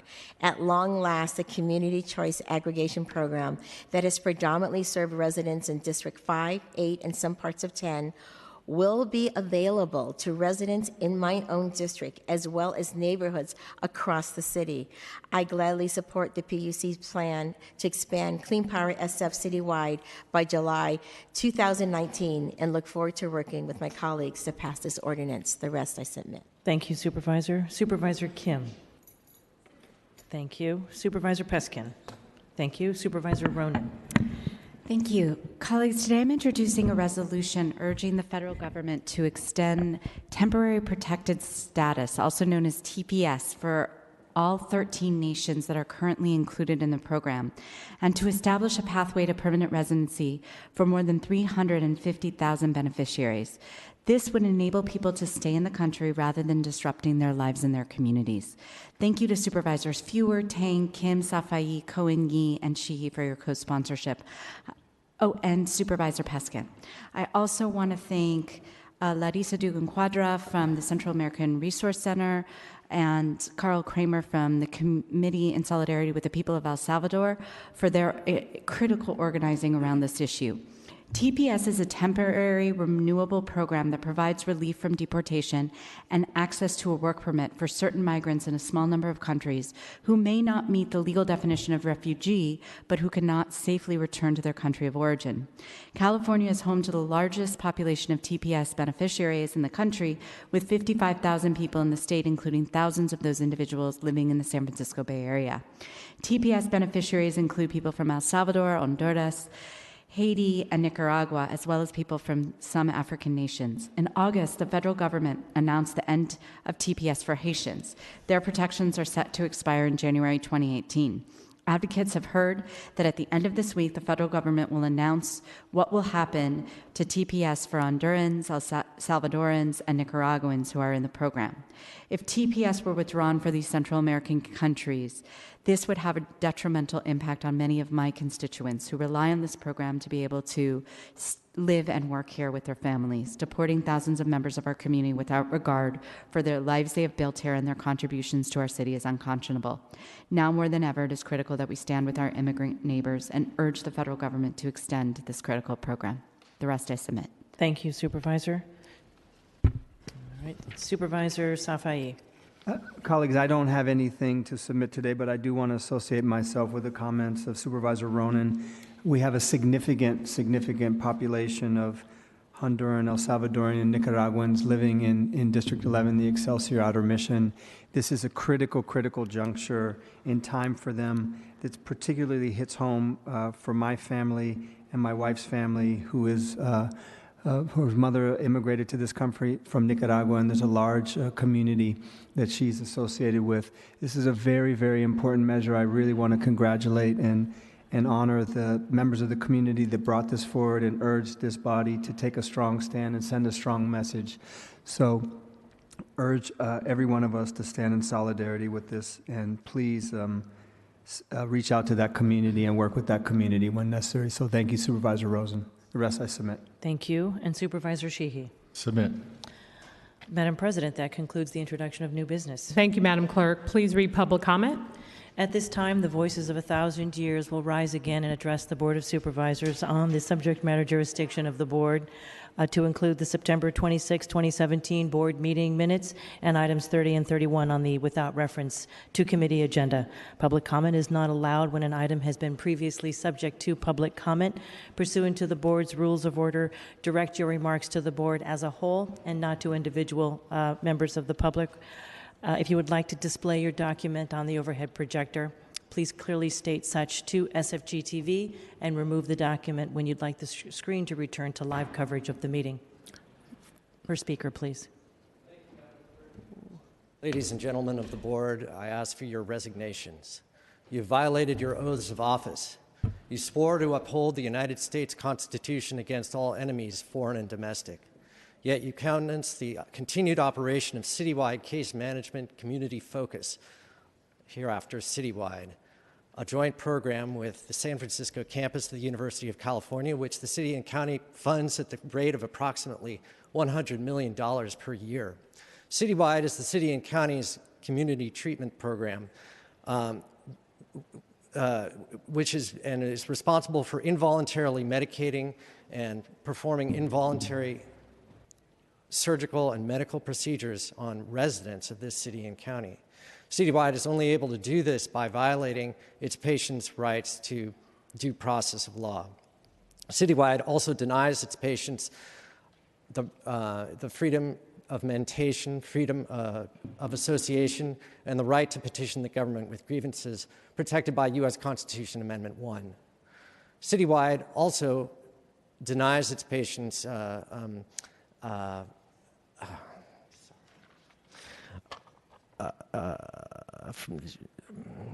perpetrates and uses information from unreasonable searches and seizures without warrants in violation of U.S. Constitution Amendment 4. Citywide exacts cruel and unusual punishment from its patients in violation of U.S. Constitution Amendment 8. Citywide uses medicine to unnecessarily control its patients because it gives them no avenue of complaint. It violates U.S. Constitution Amendment 13. Citywide is able to operate by denying its patients equal protection of the laws in violation of U.S. Constitution Amendment 14. You're knowledgeable of these violations and have done nothing to prevent them. Therefore, you've violated your oaths of office. I ask for your resignations. Back to you, Madam Clerk. Thank you for your comments. Next speaker, please. Thank you. Put this up. SFG TV, please.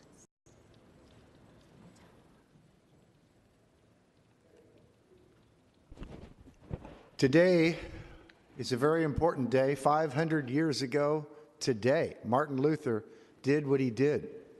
And it shows that he didn't restore the gospel, but he just began to preach the gospel that has been preached from Pentecost and will continue to be preached until the last day when Christ returns, that Jesus died for our sins, that the case really is hopeless, that man is so sinful he can't save himself, and unless God intervenes, he's doomed.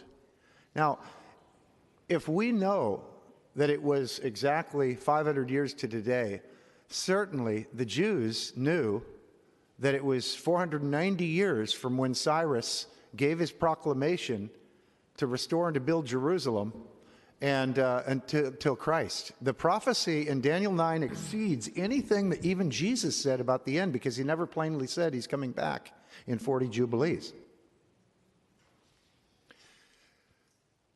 But in Daniel chapter 9, it plainly says that in the midst of the 70th week, which would be the 487th year, the Messiah would be cut off and cause the sacrifice and the oblation to cease. Now, there's a verse somewhere in Proverbs, I think, that says the divine sentence is in the lips of the king. His mouth transgresseth not in judgment. And when Cyrus made that proclamation to restore and to build Jerusalem, he effectively resurrected the entire nation of Israel in a sentence. Okay? They went back to the promised land. And listen, there's no, I was talking with a Muslim today, and I said, look, there's no prophecy in the Quran. And he didn't want to hear it. He wants to believe the big lie Muhammad, taught, that Christ was not killed. But look, Jesus said, I'm going up to Jerusalem, and everything the prophets wrote, not spoke, wrote, because they're all dead. Thank you for your comments. Next speaker, please. Good afternoon, Andrew Yip. World leaders must having a personal cultivation of true studies and of superior virtues at work in extension onto external wide path of world mission. One shall work hard on world mission of making well-being for our people in achievement of economic prosperity, of verification of civil justice and civil rights, of unity of nationalism, of world leadership upon the developmental progress of human civilization, of national management and world maintenance for global peace, of world rescue for the people's suffering and fallen human nature, of opening up new horizons for true perfection and true happiness for our people, of leading our people along the right path of true cultivation for their ultimate spiritual liberation, of establishment of superior virtue as a role model for our people, of world maintenance with love and mercy in achieving freedom, equality, liberty, and justice for all. Our personal achievement would be the inner works of virtue of sincerity with meditation, and external works of maximizing of principle onto the world with mercy. In other words, there will be the inner brightening of by virtue and the external making of new improvement of world conditions for our people. That should be the ultimate principle for holy studies. Thank you. Thank you for your comments. Next speaker, please. Dear Supervisors, when a person chooses to serve at a high level, he must make choices and prioritize. Aaron Peskin takes on big issues. He is always a stand for the environment. By a wonderful intentionality, he has guided or joined those in his district, number 3, and Telegraph Hill for a quarter of a century. Although I have not fully researched his accomplishments, I and many others are grateful for his involvements. He and Nancy have for more than 20 years tried to halt development of an open land at 115 Telegraph Hill Boulevard and keep the priceless view at that location. Due to city ordinance and Aaron's residential proximity to this lot, he may no longer come forth publicly on this issue. Aaron, thank you. Thank you for personally and on behalf of your constituents for all you have accomplished for your district and particularly for your efforts to preserve the priceless view. You are a mensch. Sir, please direct your comments to the board as a whole. Thank you. You are a mensch, Aaron. And one last statement. I am Joseph Cohen. If you wish to know more about the long history to save this property, please call me at 415-310-6169. And thank you. Thank you. Next speaker, please. And just for purposes of public comment, members of the public, please address your comments to the board as a whole, not to individual supervisors. Please proceed, sir. Oh, thank you very much. And this is to the board and those behind me and anybody listening on the tube. So, Matt Gonzalez, I don't know, is his middle name David? Because he's in a serious David versus Goliath. And so upon Almighty he need relieth. Truth or consequences? Severe, I warn you. 4 days before they began, I called and commanded the fires in California. Were you not given both how and why and who? So too for freedom and justice, what we must do? Gonzalez be working to keep free an innocent man against Agenda 21's unarming the public, disarming the veterans program touted by Feinstein's plan. I know the odds, so too the gods. So I now provide Matthew a gift. For history's a mystery and the future's the present, so now hereby I'll give it a lift. So that no one will question the man's innocence whatsoever, I'm commanding this action be part of my endeavor. I am commanding the freedom strike that shuts down the entire West Coast, till all deceivers in D.C. and Wall Street be but burnt toast. For regarding truth and authority, this world has long since sought to heist all servants, all angels and warriors of the almighty power of Christ. Till the world be on its knees, I am Peter, keeper of the keys, and if you think perhaps I'm unclear or vague, soon enough you'll be rubbing elbows with variations of the Black Plague. As surely as you've heard this command forwarding those chosen towards the promised land, yes, I have said it, you hear it, so it will be. Freedom strike for the world to see. 40 days and 40 nights till we see Leonard Peltier walk out of prison as all the powerful, beautiful goddesses be. Thank you. Thank you for your comments, sir. Thank you very much. Thank you. Thank you. Next speaker, please. Matt Gonzalez is working with an innocent man. 100%. Sir, thank you. Next speaker, please. Hi, I would just like to comment on the opioid epidemic and how updating the CDC guidelines can help patients get weaned off and provide better patient care. Thank you. Thank you for your comments. Next speaker, please.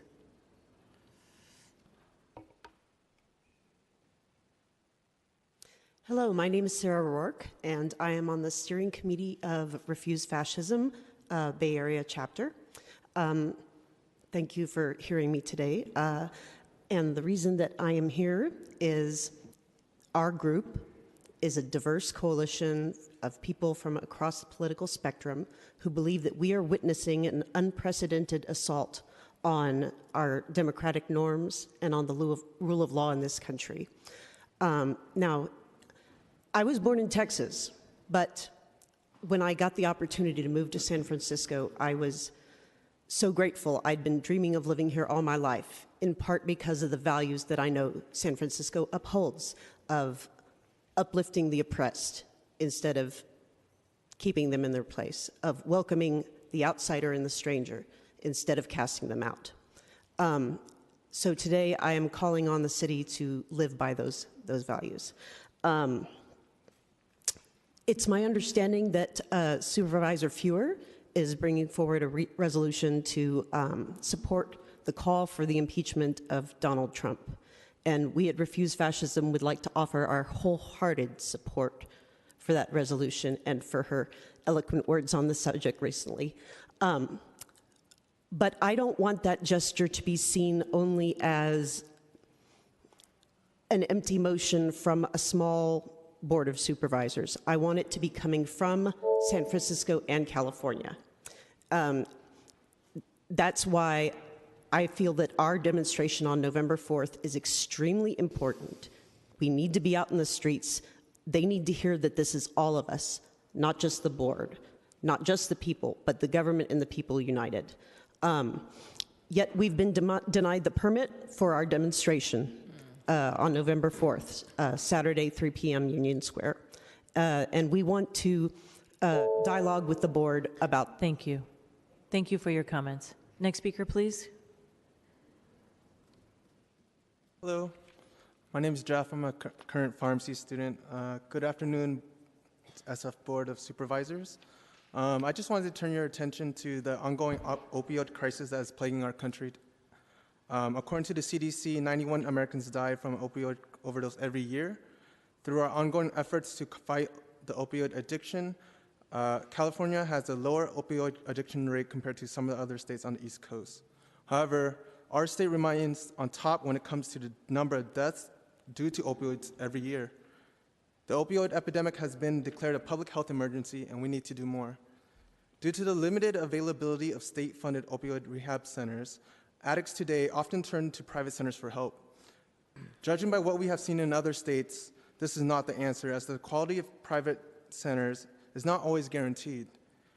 Combating the opioid epidemic in California needs to be a state-driven initiative.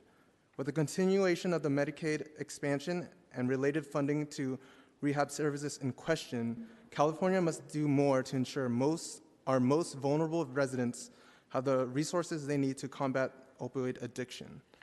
As California residents and as a future healthcare provider, please help us advocate for increased funding in state-run opioid rehab services. Thank you. Thank you for your comments. Next speaker, please. Hello, Board of Supervisors. I currently work at SF State University at the Student Health Clinic, and I want to voice my concerns about Family Pact, which is a family planning program funded by the government to promote optimal reproductive health and to reduce unplanned pregnancies by lowering the barriers that men and women with unmet need face. Some examples of the services they cover are birth control pills, emergency contraception, and STD testing and treatment.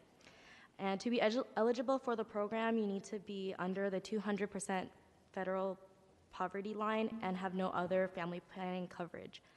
And while the program has served so many people, I want to advocate for an expansion in the program's eligibility criteria to include males who have sex with males and women who have sex with women. Currently, these populations are not eligible because they're not able to cause pregnancy or to become pregnant. And this means that if they need STI testing or treatment, they have to pay for it out of pocket. And there is a gap in coverage because, as we know, some members of the MSM community have higher risk of contracting HIV. And so I urge you to reevaluate the eligibility criteria that Family Pact currently offers to include health coverage for all. Thank you. Thank you for your comments. Next speaker, please. Hello, I'm here from Housing Rights Committee. Thank you, Supervisor Fewer and fellow supervisors, for introducing this measure supporting the repeal of Costa-Hawkins. As you all know, we have a rent and eviction crisis in San Francisco and California. We need stronger rent and eviction protections as we see our communities destroyed by speculation and greed, gobbling up housing and raising the rents. What Costa-Hawkins, this is the state law that stops us from passing local laws we need. It is a law that makes it so that when a tenant on the lease dies or move out, that their landlord can raise the rent 300% on the remaining tenants in the unit. It makes it so we can't have rent control on anything after 1979. So we have tenants who've been in their units for over 30 years, sometimes 20 years, and still aren't covered by rent control. It means that if you live in a single-family home, even if your landlord owns 20 homes, and even if they want to raise your rent $4,000, they can. And it means that ultimately that landlords can, if they evict tenants, they can then raise the rent as much as they want. I personally received a Costa-Hawkins rent increase 4 years ago of over 33%. That my nonprofit wages definitely didn't go up that much. We need real rent control in San Francisco, so thanks for supporting this measure and introducing it. And we'll be coming back to talk to you all about what real rent control might look like in San Francisco. Thank you for your comments. Next speaker, please. Hello, Board of Supervisors. I'm so grateful and for the honor to speak to all of you today. My name is Amina Rubio, and I would ask you to support the repeal of Costa-Hawkins. I'm a rent-controlled tenant of 25 years, and in my building there are approximately 23 tenants that face being evicted through Costa-Hawkins. Veritas is the largest landlord in San Francisco. I am one of their customers. In our building, our tenants are facing rodent infestation, exposure to lead, paint, asbestos. We've had no heat, no gas, contaminated water. Those are just to name a few. Additionally, with destruction to apartments through through updating the current apartments. We've been displaced and we've not been given enough notice. There's just a multitude of things that are happening. So I would ask you to protect us and that you would also support and repeal Costa-Hawkins. Veritas owns approximately 200 properties and rising every day. And I am their voice, and I thank you so much today. Thank you. Thank you for your comments. Next speaker, please. Hi, I'm Leslie with Housing Rights Committee. I'm also here to ask all of you to support the resolution to repeal Costa-Hawkins that Supervisor Fior put forward. We work with folks in Green Tree buildings and otherwise. Thousands of tenants come through our doors at Housing Rights Committee every day. And if we could repeal Costa-Hawkins and the city could make its own rent control ordinance that actually helped tenants more, we would take the incentive out of evicting people who don't make $100,000. So we're asking if you care about poor folks, people of color, like students, anyone who's not rich enough, who doesn't work in tech, doesn't work in these industries that just make tons of money. If you care about them, we really need to pass real rent control. We're working with another tenant now who was living with her caregiver for decades, and her caregiver was the master tenant, and he died, and she's disabled, and Green Tree is also trying to more than double her rent. I, too, was evicted by Costa-Hawkins. My landlord brought our rent from $2,200 to $4,500, so we lost our entire house. I, too, make a nonprofit wage, so I'm just asking you for everyone that we work with to really support this resolution. Thank you. Thank you for your comments. Next speaker, please. Teresa Flandrick, Senior in Disability Action. I want to thank, I almost said Senator, Supervisor Fior, for your resolution today. This is so, so important. Speculation is literally killing our seniors. I've lost 3 neighbors, Martha, Elaine, and Ron, to speculation, as well as 2 additional neighbors, David and Natasha, who are now homeless after being evicted from their home a year ago, August. They cannot afford, as 70-year-olds with disabilities, to move into a place at today's market rate, as each vacant unit becomes a skyrocketing rent for anyone else to move in. I have never seen my neighborhood, my city, be so destabilized as we have these last 5 years in particular. We are losing so many people.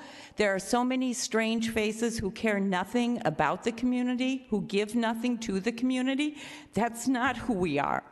So Costa-Hawkins is going to stop a lot of that, a lot of the speculation, a lot of the loopholes that are being used right now to turn our homes into windfall profits for total strangers. So thank you so much, and please support this repeal. Thank you. Thank you for your comments. Next speaker, please. Good afternoon. Tony Robles, Senior in Disability Action. One of the prior speakers referred to herself as a customer, and that says volumes about the situation that we're in. I would like to express support of the resolution introduced by Supervisor Fewer calling for the repeal of the Costa-Hawkins rental law. This law has facilitated the eviction of thousands of seniors and families in San Francisco. The time has come, it's long overdue, to repeal this law that we are shackled to, that has caused and continues to cause evictions in San Francisco, that has health ramification on people's physical and mental well-being. This law was written by and for the benefit of the real estate industry that's thrived here and operates with impunity at the expense of all of us. They've gotten over on our backs. Local governments need to be able to enact real rent control, free of the constraints imposed by Costa-Hawkins. And thank you again, Supervisor Fewer. Thank you for your comments. Next speaker, please. Good afternoon. My name is Vanessa Velasco, and I would like to share with you my family's current situation. We have been in the United States around 18 years plus. We have been blessed with 3 beautiful children, all of them USA citizens. Andres, a handsome and energetic 4-year-old boy, Diana, a sweet 12-year-old girl, and Ariana, our 17-year-old senior. The TPS has allowed us to work, provide economic stability for our kids. My husband works to a restoration company based in San Francisco. We've been contributing to the economic and social part of this great city and our kids' nation. For us to lose this benefit will bring us economic distress and will be a devastating emotional experience for our family, but most of all for our 3 U.S. citizen children. As a parent, we have to face that hard decision to take our 2 youngest USA citizen children to a country that they don't know, a country that we left 18 years ago. And the grief that brings to us the decision to leave behind our eldest daughter, since she's ready to start college soon, going back with us is to deny her the opportunity that she has been working so hard through her high school years to achieve higher education. She's a honor student with a 4.3 GPA and an athlete. This scenario has become a reality to deal with it, and it will cause a terrible pain to be forced to separate your family. This resolution is very important to us because it gives us the support and hope that my family and many other Bay Area's family needs in this moment. And it gives the strength to keep fighting in order to hold our family together and keep being part of this great nation and a proud San Franciscan. Thank you. Thank you for your comments. Next speaker, please.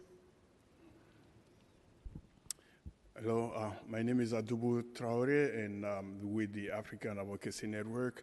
We're an entity providing immigration legal services to immigrants from Africa and the African diaspora. So, and by fact, we're a legal service provider to immigrants from Haiti. And I'm here to express our very strong support for the resolution about TPS. Over the years, especially since 2010, when there was the earthquake in Haiti, we've been serving hundreds of Haitians, helping them with the TPS renewal for 18 months. And then, so we're shocked to see that, people who have put themselves through school, people who have started new families, people who are the only supports, their families back home, may have, and are today living in fear and going through mental depression. So this resolution is the right thing, and we need to maintain hope. We need to give hope to all these people. And today I'm here with a member of the Haitian community, and he's going to be speaking in French, and I'm going to be doing the interpretation. Thank you for your comment, sir. Bonsoir. Hello. Je suis content d'être là I'm happy to be here. Et je supporte ce programme grandiosement. And, Sir, can you please use that microphone just to your left? I didn't see that one. Sure. Okay, And it's I will provide 4 minutes for this presentation. Je suis content, parfaitement content d'être là. And I'm happy to be here today. Mon nom est Obnes Compère. My name is Obnes Compère. Je viens d'Haïti. I'm from Haiti. Je suis ici depuis 5 ans. I've been here for 5 years. Je suis un permanent résident. And I'm now a permanent resident. Je suis un CNA, nurse assistant. I'm a CNA. Un étudiant, un aspirant infirmier. And then I'm also a student. Je suis ici juste pour supporter ce programme. And I'm here today to support this resolution. Je pense que la question de TPS n'est pas une question des personnes qui sont sous l'égide de TPS. And I think that, this issue of TPS is not only, about, the people under TPS, c'est ce que tu as dit. Mais c'est une question humanitaire. It's a humanitarian question. Nous sommes tous concernés. We are all concerned.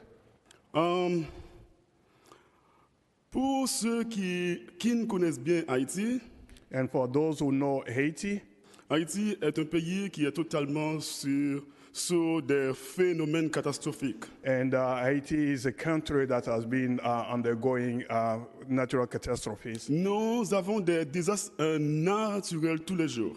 And then, we have issues every day. De manière continuelle. And this is a continuous thing.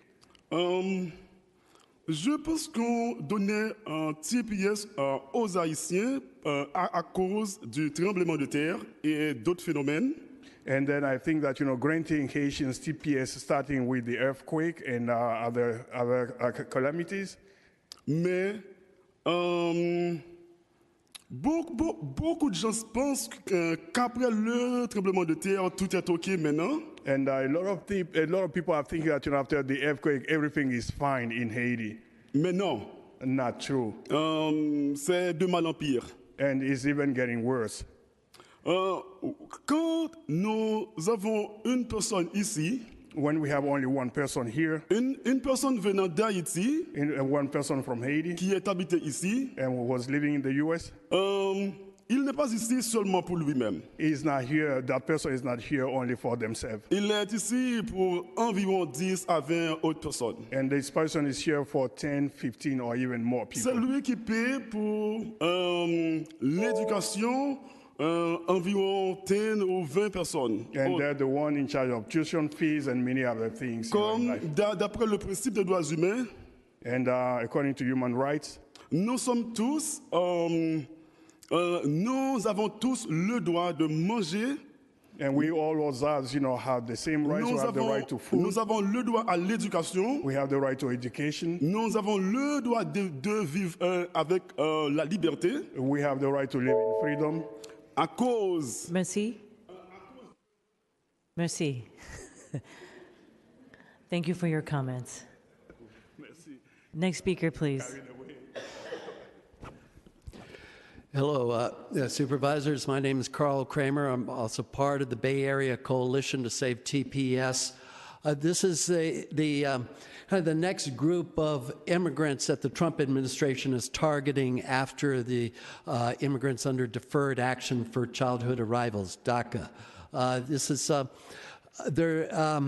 We're asking that this resolution introduced by Supervisor Ronan have 11 co-sponsors to it, because the timing on this is that we're expecting on November 7th or even sooner an announcement from the Trump administration that it is terminating temporary protected status for Hondurans, Nicaraguans, and possibly the announcement for Salvadorans will be made at that time. There are 200,000 Salvadorans in the United States, so they're under temporary protected status. Altogether, there's the count from there's a higher figure from the U.S. Citizenship and Immigration Services of 435 people in the United States in temporary protected status, along with people under in Dhaka, that's almost 1.3 million people in the United States. Putting 1.3 million people without work authorization under threat of deportation is going to be a huge hit to the economy in the United States. That's going to be a tremendous blow and impediment to our economic growth. And first time in my life, I find myself on the same side of an issue as the U.S. Chamber of Commerce. This is an insane notion by the Trump administration, and we're calling on Congress to take action. Nydia Velázquez is introducing legislation. All of you joining in on this resolution will send a tremendous message to the Trump administration, to Congress, and also to giving hope to all the people in this country under temporary protected status. Thank you. Thank you for your comments. Next speaker, please. Hi, my name is Charlie Hinton from Haiti Action Committee and the Bay Area Coalition to Protect TPS. And I'd like to add to what the brother said about Haiti, that if people are returned, they'd be returned not only to a country where people are still living in tents 7 years after the earthquake. The South was racked by Hurricane Matthew. The North was recently farming communities destroyed by the Hurricanes Irma and Maria. And people are demonstrating daily in the streets, massive demonstrations you can see on Twitter and YouTube against a totally corrupt government imposed by the United States that is rebuilding a paramilitary reminiscent of Duvalier's Tonton Macoute. They're attacking these demonstrations with water cannon that have a blue foam that stings the body, tear gas. It's a totally untenable situation, and I ask you to support the resolution to defend TPS. Thank you. Thank you very much. Next speaker, please.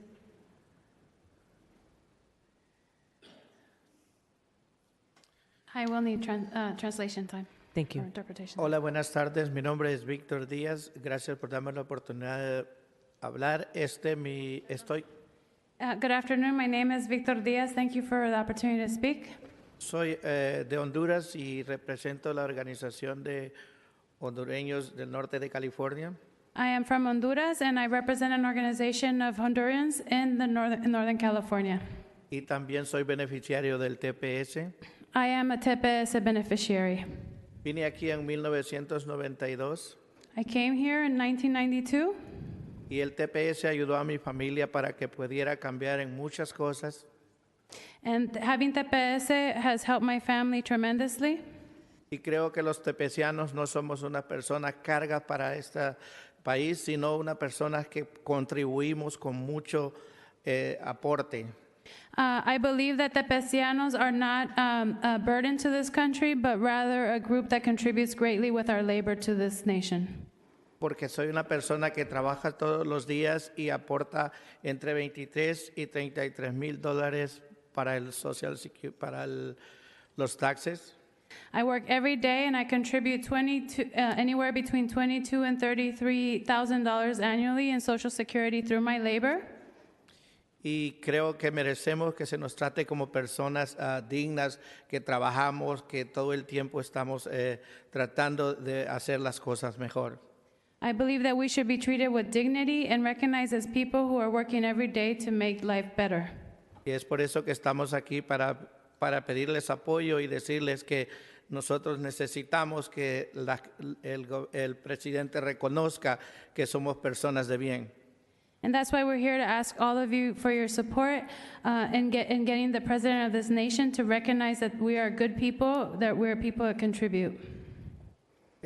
Gracias por todo. Que tengan buen día. Thank you for everything. Good afternoon. Gracias por sus comentarios. Next speaker, please. Hola, hola, buenas tardes. Agradecida por que nos escuchen este día. Good afternoon. We're thankful for your listening to us today. Me llamo Rina Valle y también soy beneficiaria del TPS. My name is Rina Valle and I am also a TPS beneficiary. Pues desde que llegué de El Salvador también me he dado un gran aporte a este país. He trabajado y me he reencontrado con mi familia. Since I benefited from TPS, I have given so much to this country, and I have been able to reunify with my family here. He tenido muchas oportunidades con este beneficio y pues para mí sería muy lamentable que el presidente nos lo quitara.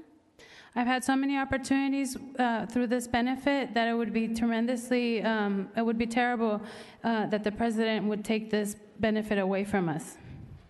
Repercutiría mucho porque yo mantengo a mi familia acá, la tengo de hecho toda acá. Ellos sí están legalmente, pues desgraciadamente a mí no me tocó así, yo simplemente estoy bajo este beneficio.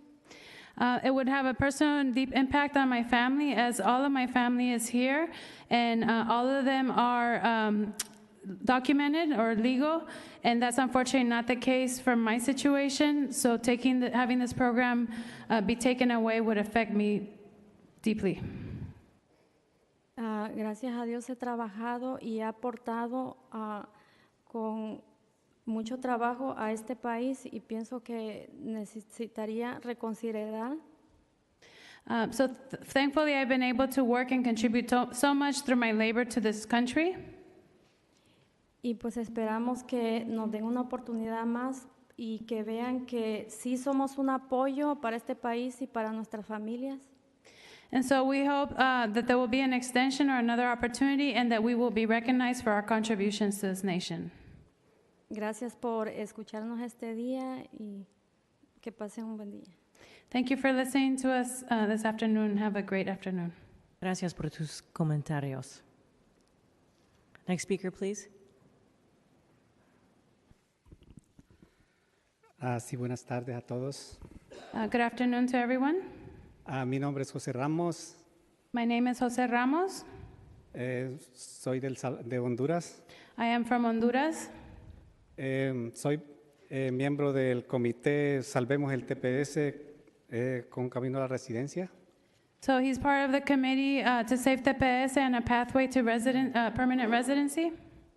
Y también soy miembro del comité de hondureños del norte de California. I'm also a member of the Committee of Hondurans in Northern California.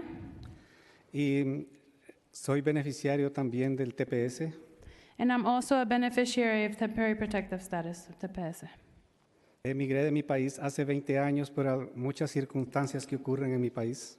I left my country 20 years ago because of several situations that have occurred and continue to occur in my country. Gracias al TPS, mi vida cambió porque he podido conseguir un buen trabajo. Thanks to temporary protective status, the TPS, my life has changed because I've been able to work gainfully.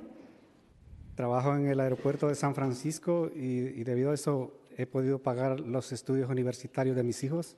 I work at SFO, San Francisco Airport, and because of my work at SFO, I'm able to pay for my child's university studies. Y estoy aquí para pedirles el apoyo a que nos apoyen con una resolución que nos renueven el TPS y una propuesta en el Congreso para la residencia permanente. And so we're here to thank you and encourage you all to support the resolution today, asking the federal government to extend temporary protective status and to also create a pathway to permanent residency. Gracias por escucharnos. Que tengan buenas tardes. Thank you for listening. Have a good afternoon. Gracias por sus comentarios. Next speaker, please. No, I'm not translating. Good afternoon. My name is Larissa Dugan Cuadra. I'm the director of the Central American Resource Center, CARES in San Francisco.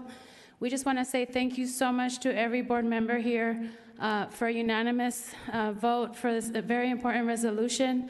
I think more than anything, it continues to speak to our city values of inclusion and ensuring that this is a city for everyone. I also just want to, I think my colleagues have said all that we want to say, but it is important. I want to highlight that so many good policies that this board has advanced have created a city where our community feels safe, where we feel safe to report crime, a community where parents feel safe taking their children to school, where DACA and Dreamers feel safe going to City College and university, or working or going to city departments to seek services and assistance. So I think we should all be proud of ourselves as a city, and just want to encourage that we continue making good policy to counteract the senseless policy that's coming out of the federal government that's having a profound direct impact on the lives of millions of people in this country, in the state, and in our city. So thank you. And I also just want to say, if Costa-Hawkins had been repealed, I would still be living in San Francisco. I'm a native. I've always worked for my city. I'm a former city employee, giving countless years of work to building a city. And my child and I have to live far away from our community, commute every day. And so I cannot say how important it is to support that. Thank you. Thank you for your comments. Next speaker, please. Hello, good afternoon. My name is Jose Mejia, and I'm a member of Salvadorian National Network, and also we're working as a National TPS Alliance. Today, on this critical time, we are asking for your support, and I think we have it. Thank you very much. Because we need TPS needs to be extended, and also we are looking for a legislation that will allow people with TPS to adjust to a permanent residence. We are working hard, and we really appreciate all you do for our community. Thank you very much. Have the best day. Thank you for your comments. Thank you. Next speaker, please. Hi, my name is Carol Rothman. I'm here with Indivisible SF. I want to thank Sandra Fewer and urge everybody on this panel to please vote to impeach Trump and make San Francisco an impeachment city so that we can all live in this city and in the U.S. happily. Thank you. Thank you for your comments. Next speaker, please. Yes, excuse me. And I would just like to echo Carol's sentiment. This is my second visit here to these meetings. I'm very impressed and very, proud to be a San Francisco resident where government is conducted properly. And my one small request is if we do pass the resolution, that I would like to light up the City Hall as they did in Oakland. Thank you for your comments. Next speaker, please. Thank you. Thank you. My name is Steve Rapples. I'm with Indivisible San Francisco. Y mi corazón es con los inmigrantes de América Latina que han hablado antes. Thank you, Supervisor Fewer, for bringing the impeachment resolution. It's a great act of courage, and we truly appreciate it. We have an awful man in the White House who's undermining the Constitution, riding roughshod over the rule of law, and committing high crimes and misdemeanors by word and deed on a daily basis, including, but not limited to, breaching the Foreign Emoluments Clause of the Constitution, breaching the Domestic Emoluments Clause of the Constitution, breaching the Take Care Clause of the Constitution, which says the President shall take care that the laws be faithfully executed, obstructing justice by firing James Comey to stymie the Russia investigation, obstructing justice by pardoning former Sheriff Joe Arpaio, breaching his oath of office by failing to preserve, protect, and defend the Constitution of the United States, and proving himself a clear and present danger to the welfare of the United States and all of its people, be it by threatening nuclear Armageddon on the Korean Peninsula, ignoring the increasingly dramatic dangers of climate change, rolling back environmental protections, furthering a white supremacist agenda, or intentionally harming the people of Puerto Rico. Today, as the entire world faces down an urgent existential crisis created by this malignant narcissist in the White House, I extend my thanks and gratitude to the City of San Francisco and its historically courageous leadership for echoing our calls for the impeachment and removal from office of Donald J. Trump. Thank you all. Thank you for your comments. Next speaker, please. Good afternoon. My name is Janira Arias. I am the campaigns manager for Alianza Americas, and I'm also a TPS recipient. For the past 10 years, I was the opportunity to have a chance to have a blessing with TPS, but also to give back. For 10 years, I dedicated to the grassroots public health field, and for the past years, I've been working on a transnational level with immigrant rights. So it's TPS is a blessing for us, but also an opportunity to give back to the country that is being welcoming us. Resolutions such as the one that is being supported right now makes a difference in a time when an administration is standing in the wrong direction. A resolution will not speak up only to the Bay Area TPS recipients, but also is sending a strong message to other cities to replicate the example of the City Council of San Francisco. We believe that as we continue to elevate the stories of the families, describing the challenges at the humanitarian level, the economic impact, and as well the insecurity situation in the region for the 13 countries that are benefit under TPS, it makes a difference when elected officials come together. And we appreciate the leadership of Supervisor Ronan and everyone in this room supporting and co-sponsoring the resolution. Thank you. Thank you for your comments. Next speaker, please. Hi, good afternoon. Happy holiday. I am a witch, a Wiccan. That the tradition is of wise women, and it does give white people something to actually be proud of in our past, which is that for many thousands of years, women mainly carried a tradition that we do not own the earth, that we honor the cycles and seasons of the earth, that we use herbs and the natural wellness to heal ourselves. So today, the witches are visiting City Hall. And the amazing thing about San Francisco and California is that it's being sponsored by the Arts Commission of both the City of San Francisco and the State of California. So I want to say that we are very much opposed to the Costa Hawkins. We want that gone. We also support the resolution to get he who shall not be named out, although we must remember that he is a symptom of a system gone awry and become toxic, and that's why he is there. So witches don't hate anybody. They never cast spells against anyone in a negative way. We sent our intention as a hex for the future in a positive way. So there aren't good witches and bad witches. They're either witches or not. And witches have good intentions. So I am asking all of the witches to come out of their broom closets and fly. And best witches to all, and to all civil rights. Thank you for your comments. Next speaker, please. Lorraine Petty here. I'm for over 50 years, a voter from District 5. I'm also a senior and a member of Senior and Disability Action. I want to thank especially Supervisor Feuer for introducing the resolution to repeal the Costa-Hawkins Rental Housing Act. This is far, far, far overdue. This piece of misguided legislation has limited our ability as a city and county to make our own choices when it comes to protecting our renters. The majority of residents of our city, in this era of rampant rent increases and evictions of our working poor, and our middle class, repealing Costa-Hawkins would have no dire effects on small landlords, only possibly if San Francisco chooses on large corporate investors.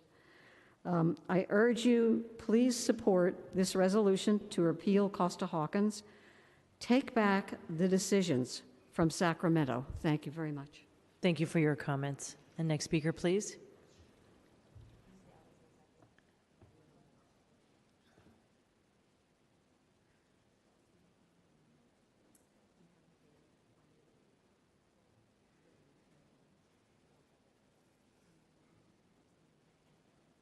Tom Gilberti, Costa-Hawkins, goodbye. I would like to see rent dividends, depending on the amount of years you've lived in your building, renting. When the building is sold, you get a percentage of that sales price, a renter's dividend. Turandot, the opera is playing across the street, riddle. How can a JKLMN, a 47, a 49, a 6, a 7, and an F be one?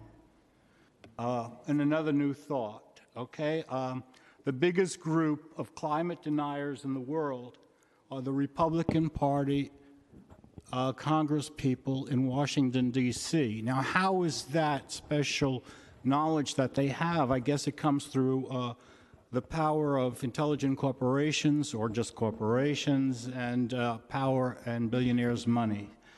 Here, 3 blocks away, One Oak, Market in Van Ness, 40-story luxury condos, a monument to the 1%, 100% for the 1%. A Seacliff Pacific Heights, St. Francis Wood property. And the mayor says we need it for tax benefits, but he has a pocket full of change from the real estate industry in his pocket. And yet there's still more homeless on the street. We've been following this for a while. And it includes a 30% somewhere else housing for affordable housing, and less than half of that for people from San Francisco dedicated. Really trickle down. Where does this trickle down stop? Does it include seniors on Social Security, vets, good graduated foster kids, genetically, mentally, emotionally challenged people, Section 8, or less fortunates? No, it doesn't go there. The police delegation that was here earlier today, out of that group, only 1 lived in San Francisco. Thank you, Mr. Gilberti. Well, wasn't that just... No. Thank you, sir.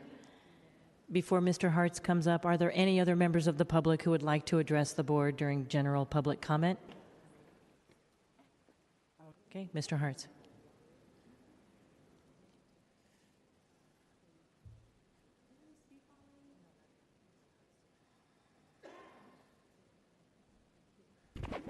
SFG TV, I have several slides, and I'd like them to the screen to remain on the slides, and only when I take the last one off, return to me. At the October 16, 2017 meeting of the Ethics Commission, a hearing was held on a referral from the Sunshine Ordinance Task Force, which found Clerk of the Board Angelo Calvillo had once again violated the Sunshine Ordinance. It was the 5th time the task force had so determined, as you can see from the list. Ms. Calvillo didn't bother to show because she knew what the outcome would be and relied upon the Board of Supervisor appointee Quisling, Quinton Kopp. As it relates to the Sunshine Ordinance, it is impossible to get a fair hearing before the Unethical Commission. Those commissioners should read the Good Government Guide,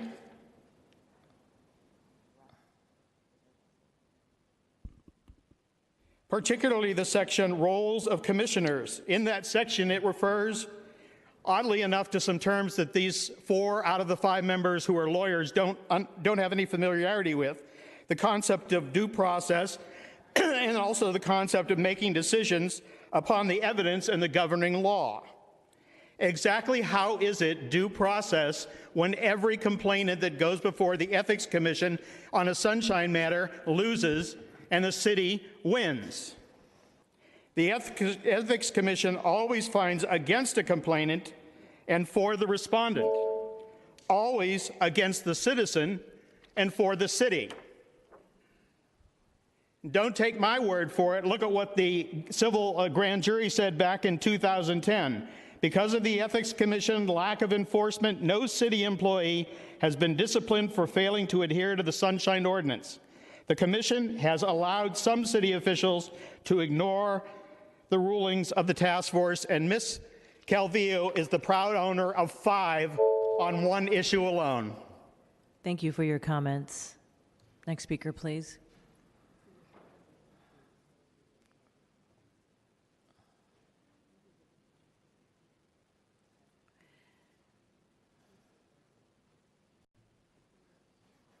Can I get this overhead? SFG TV, thank you. So this meme here is a modification of my sign at the Women's March that said, OMG, WTF, GOP. And I thought, wow, what appropriate to change it to OMG, WTF, SOBs. Oh, I'm sorry, excuse me, I have dyslexia, so I read it wrong. The Board of Wiggers. That's who each and every one of you are. I would not use the N-word because I would not want to disgrace the N-word associating it with your vote in favor of the Pacific Justice Institute, the gay KKK, who each and every one of you voted on either to uphold their appeal or uphold their extension. So again, I repeat, I would not refer to you as plural N-words because that would be a slam on the N-word. But yet you stood by with the gay LGBT KKK and you voted in favor of their appeal and you voted in favor of extending their appeal. So Wiggers is what you are, Wiggers is what you'll be. I know we have a couple Oreos on the board. Surprised you don't have your costumes on today. I know we have a little troll over here. Surprised you don't have your costume on today. I know the gay supervisors over here, this queen, Miss Sheehy, looks like she's not going to get rehired. Because you know what I would say if I was Mark Leno? This idiot doesn't even know how to use a condom. Sir, please Thank please you keep your so much for comments your formal. time. Happy Halloween. Are there any other members of the public who would like to address the board during general public comment? Madam President. Thank you. Seeing no other members of the public who would like to make public comment is now closed. Madam Clerk, please read the items for adoption without reference to committee. Items 30 and 31 are being considered for adoption without committee reference. A single roll call vote may enact these items unless a member would like one to be considered separately. Seeing no names on the roster, Madam Clerk, on the item, please call the roll. On items 30 and 31, Supervisor Tang. Aye. Tang, aye. Supervisor Yee. Yee, aye. Supervisor Breed. Aye. Breed, aye. Supervisor Cohen. Aye. Cohen, aye. Supervisor Farrell. Farrell, aye. Supervisor Fewer. Fewer, aye. Supervisor Kim. Kim, aye. Supervisor Peskin. Aye. Peskin, aye. Supervisor Ronan. Ronan, aye. Supervisor Safai. Safai, aye. Supervisor Sheehy. Aye. Sheehy, aye. There are 11 ayes. Those items are adopted unanimously. And just before we adjourn the meeting, I just want to say that we have public comment here in this chamber, which gives everyone the right of free speech to say what they want to say. But I must say that I was really disgusted with the last speaker, and